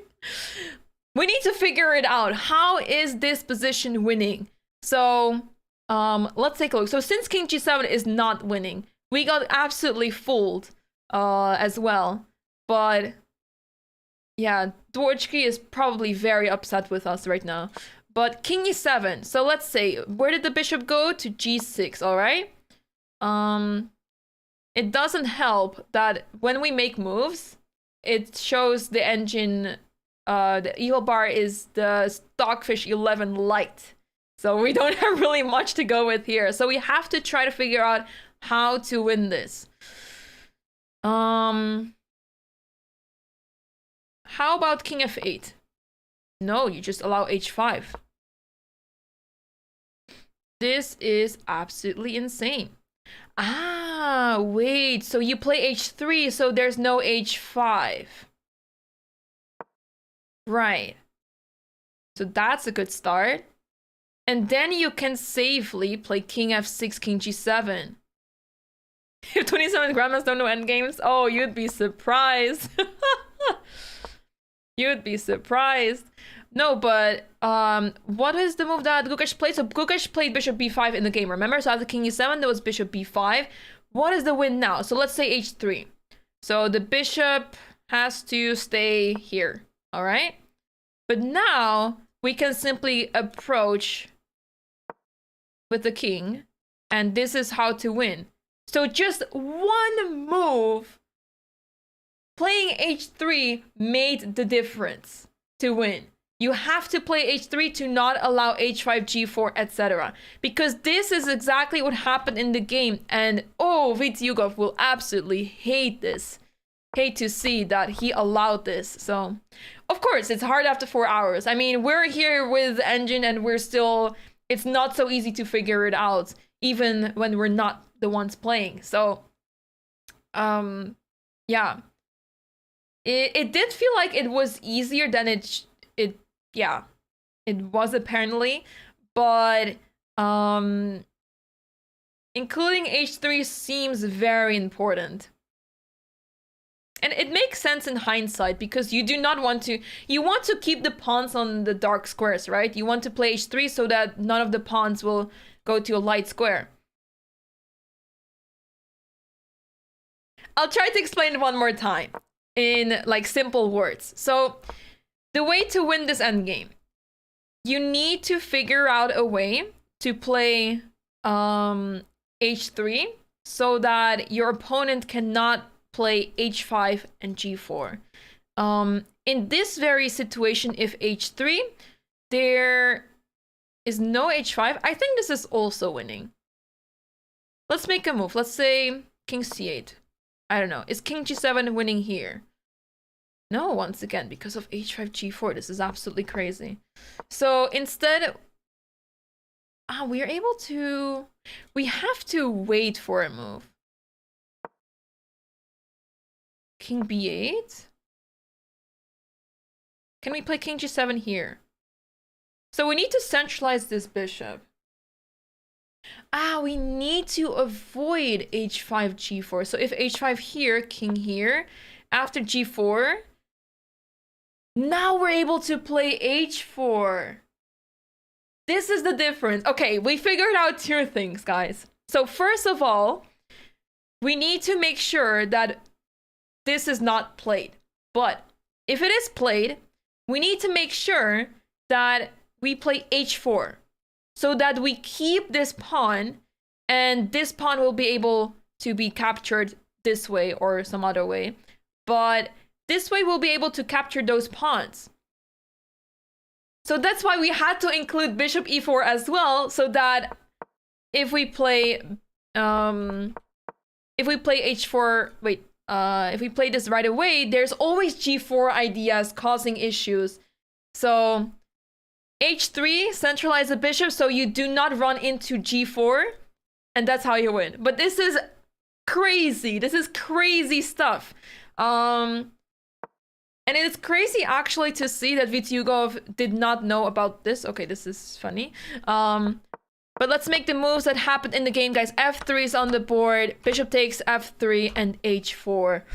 All great moves made by Gukash here, as there is simply no way anymore for his opponent to win. This is absolutely crazy. The importance of h3. So to quickly rewind what happened. Remember how we had to play h4? We have to play h4 to not trade pawns and to keep the pawn here and to stop the pawn on h5. So after h3, if you don't play h3, you do not have h4 anymore. And that's why you have to play h3 first so that after g4, there's h4. Well, I was clearly wrong. I mean, okay, I did think that king g7 was winning, which is part of the reason why I said 2%. But turns out that 2% may have been more about 22%. Maybe that was a bit more accurate. I mean, it is difficult to understand and realize why and this was wrong and how it is winning in the end. But yeah. This is absolutely crazy. Crazy endgame. And this is why you never give up, guys. You never give up. Gukash found the draw indeed. I mean, so all he needs to do is just wait. So he defended the pawn now with bishop d7. And whenever white tries to pick up this pawn, you go king d7 and take this pawn. And we know that this is a table-based draw. However, you do have to play carefully here. For example, bishop c8 is lost. So okay, white can still try. White can still try, but this is a theoretical draw. They're still playing in 15 minutes, yeah. Yeah. Yeah. Anish will not be happy.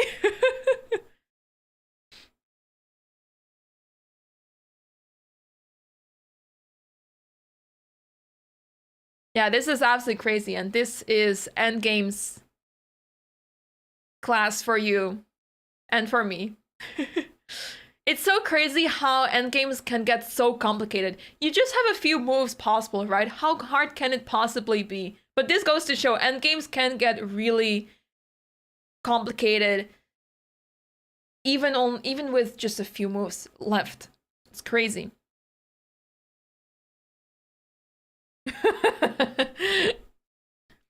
This is table-based, yes. So there's only two moves that can draw, bishop f5 and bishop e6. He plays bishop e6 because none of the other moves make sense whatsoever.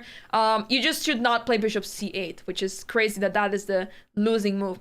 It makes sense because if you think about it this way, bishop c8, bishop g4, you don't really have a good opportunity of playing bishop b7 because then you cannot take the pawn anymore. After bishop a6, you can take with the king, and this is apparently winning, guys. This is apparently winning. I'm trying to figure out what happens after king b7, king h4, king takes, king g5, and this is apparently winning. Crazy, right? This is winning. But this is the only way. But okay, you should never consider such a move when you can just make a move, a healthy move like bishop e6. Not winning for me. Yeah, you're simply cutting off the bishop every time. It's a free path, red carpet for the pawn, and just impossible for this bishop to stop. Crazy.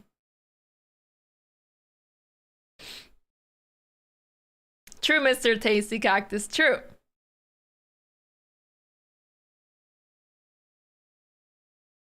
Yeah, it seems like this is going to cost Vityugov a half a point, which is very crucial in such a tournament where you're playing against each other. You don't have any other opponents outside of the 10 players participating here.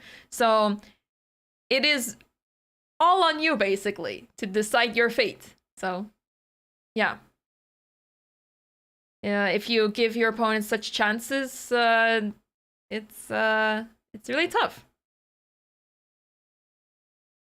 Squeezing a win, yeah. Decide your fate.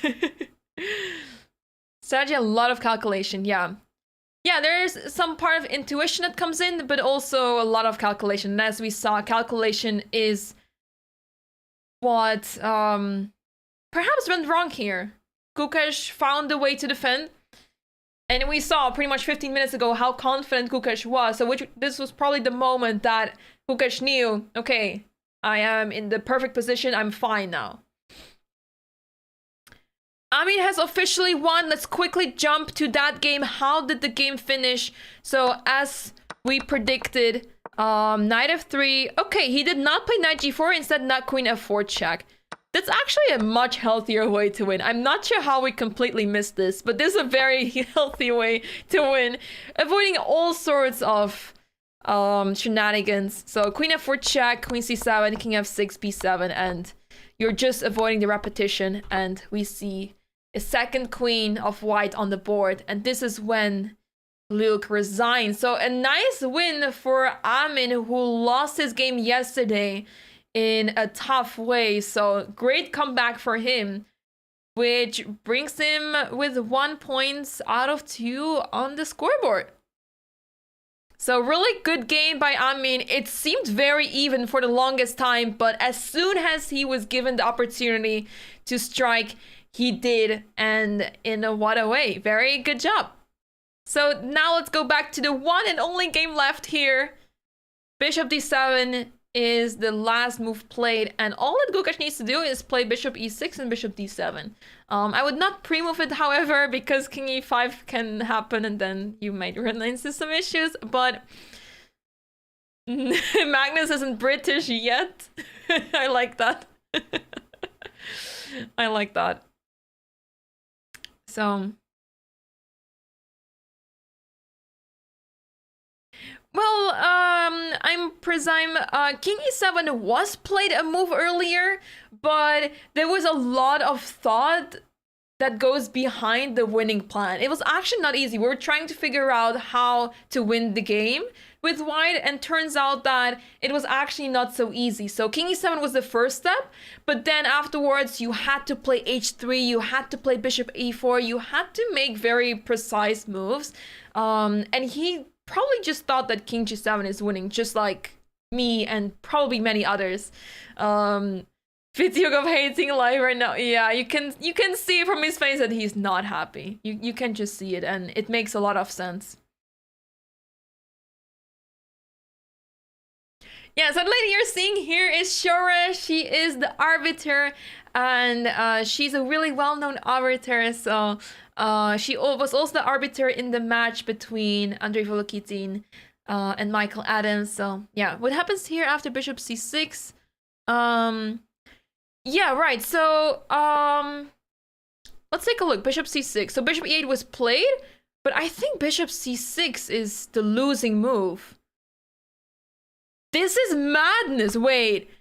Gukash found the only way to draw. The only move is bishop e8 and he found it. So bishop c6 and we come back to a similar situation where bishop f5, king takes b6, h4, and this is apparently losing because after bishop e8 to stop the pawn, king g5, let's say king moves, you played bishop g6 and the pawn is unstoppable, which is why he needs to have his bishop on e8 ready to sit on h5 and say, this is my territory. So bishop g4, bishop e8, and this is madness. So what is the difference? After bishop takes h3, what is happening? King b7. So we thought bishop f5, right? Because that was what the winning idea was. King takes b6, h4. And now the king comes close and the king is apparently close enough. So now, after bishop g6, oh, you play king e7 and you're close enough. Draw agreed. Wow. They're now analyzing the game real quick, but they're probably checking on, they're probably talking about the moment that he played king g7. Wow. This is why you don't resign, chat. This is why you don't resign, everyone. And for us, it looked so easy, right? Like, oh, you just play king g7. This is completely winning. But no, it's not like that at all. And that goes to show that we all need to brush up our endgames. And this is a learning lesson for all of us. I mean, this bishop endgame was so instructive. And Gukash just played this so good. Ever since he had the opportunity to draw, he took the chance and just finished that effortlessly.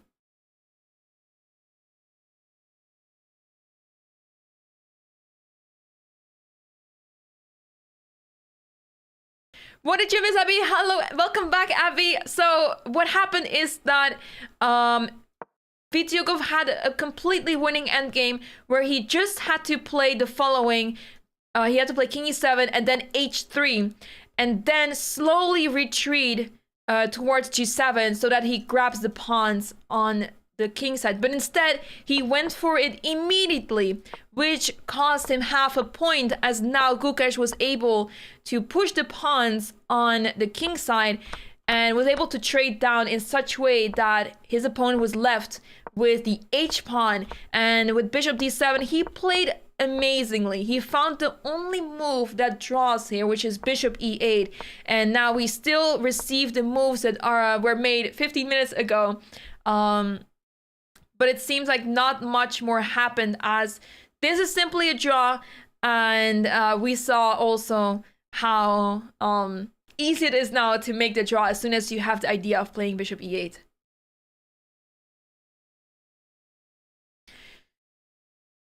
I think Vityugov spent a lot of time around that move. So I think he simply overlooked how drawish this is, the line that he played.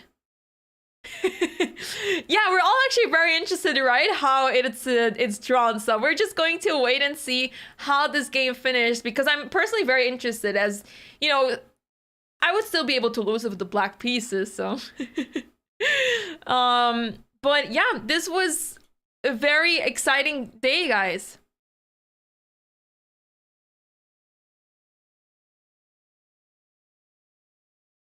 It's very difficult to delay the video, guys, as we are simply on a Zoom call. This is not some... Yeah, it's not easy to delay the cameras in this situation. Unless you have a way for me to figure this out, I would really appreciate that. But otherwise, we won't have a camera at all. So... yeah, it's really difficult also to figure out the moves from the cameras. So yeah, it should not be an issue. And I also checked this with the organizers and they are okay with this. So yeah.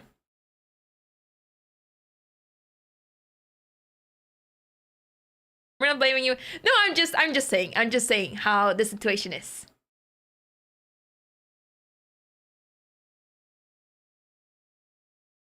But I do want to know if it's possible to delay the video. Otherwise, we'd have a delayed stream that's also not so great. I mean, then it would be a very, very professional stream. But yeah, it would not make much sense, I think. Hey, Arturs! Of course you are, of course. Hope you're doing well. Are you going to World Rapid in the Blitz? Are you going there, or are you maybe commentating? Yeah, Abby, so it is not possible to do that as far as I'm concerned. As soon as the delay is on, we're not able to push it back or something. That's what I learned. Yeah. No, unfortunate.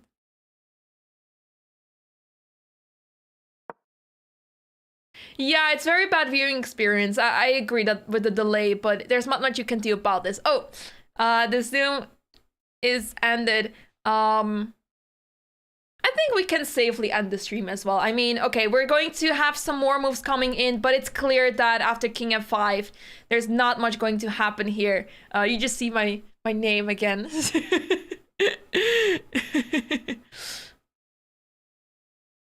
Yes, Convictus, exactly. We're all grandmasters. We're all grandmasters.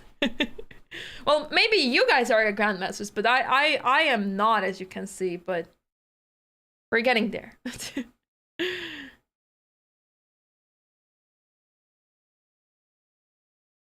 That's still not practical. Yeah, exactly. Humble. Yes, Coolfire. So, today we had a little bit of a difficult time to set things up and also get ready for the stream, as I was playing in an online tournament, a really important one. So unfortunately, I was not able to be ready at 3 p.m. with the commentary, but from tomorrow onwards, it should be without any issues. We will be here 3 p.m. every single day with the commentary on the London Chess Classic. So today was the only hiccup, but from tomorrow onwards, we're just going to do it from the very start. And I'd like to thank you guys for watching. Thank you so much for watching. Hope you guys enjoyed it both on Twitch and YouTube. Thank you so much for watching. Really appreciate it. It was the first time for me trying out streaming on YouTube. And I know that some people don't like the viewing experience as much on Twitch or vice versa, you know? So I thought it would be a good idea to, especially for this tournament, since this is the official broadcast, to also have it on YouTube. So thank you so much for watching, guys. We are streaming on YouTube. Yes. So you can still say hi from the YouTube chat. But thank you so much for watching today's broadcast, everyone. Hopefully in the next few rounds, we'll have more videos to show. We have some videos to show to you guys later on. But from tomorrow onwards, that will be sorted out. Thank you so much for watching, everyone. Make sure to tune in into tomorrow's round. Tomorrow we start 3 p.m. Central European time, 2 p.m. local time in London. The games will start, and I hope to see you guys then as well. Thanks for watching. Have a wonderful rest of your day. This was the London Chess Classic. Round 2 is in the books, and see you tomorrow for round 3. Take care.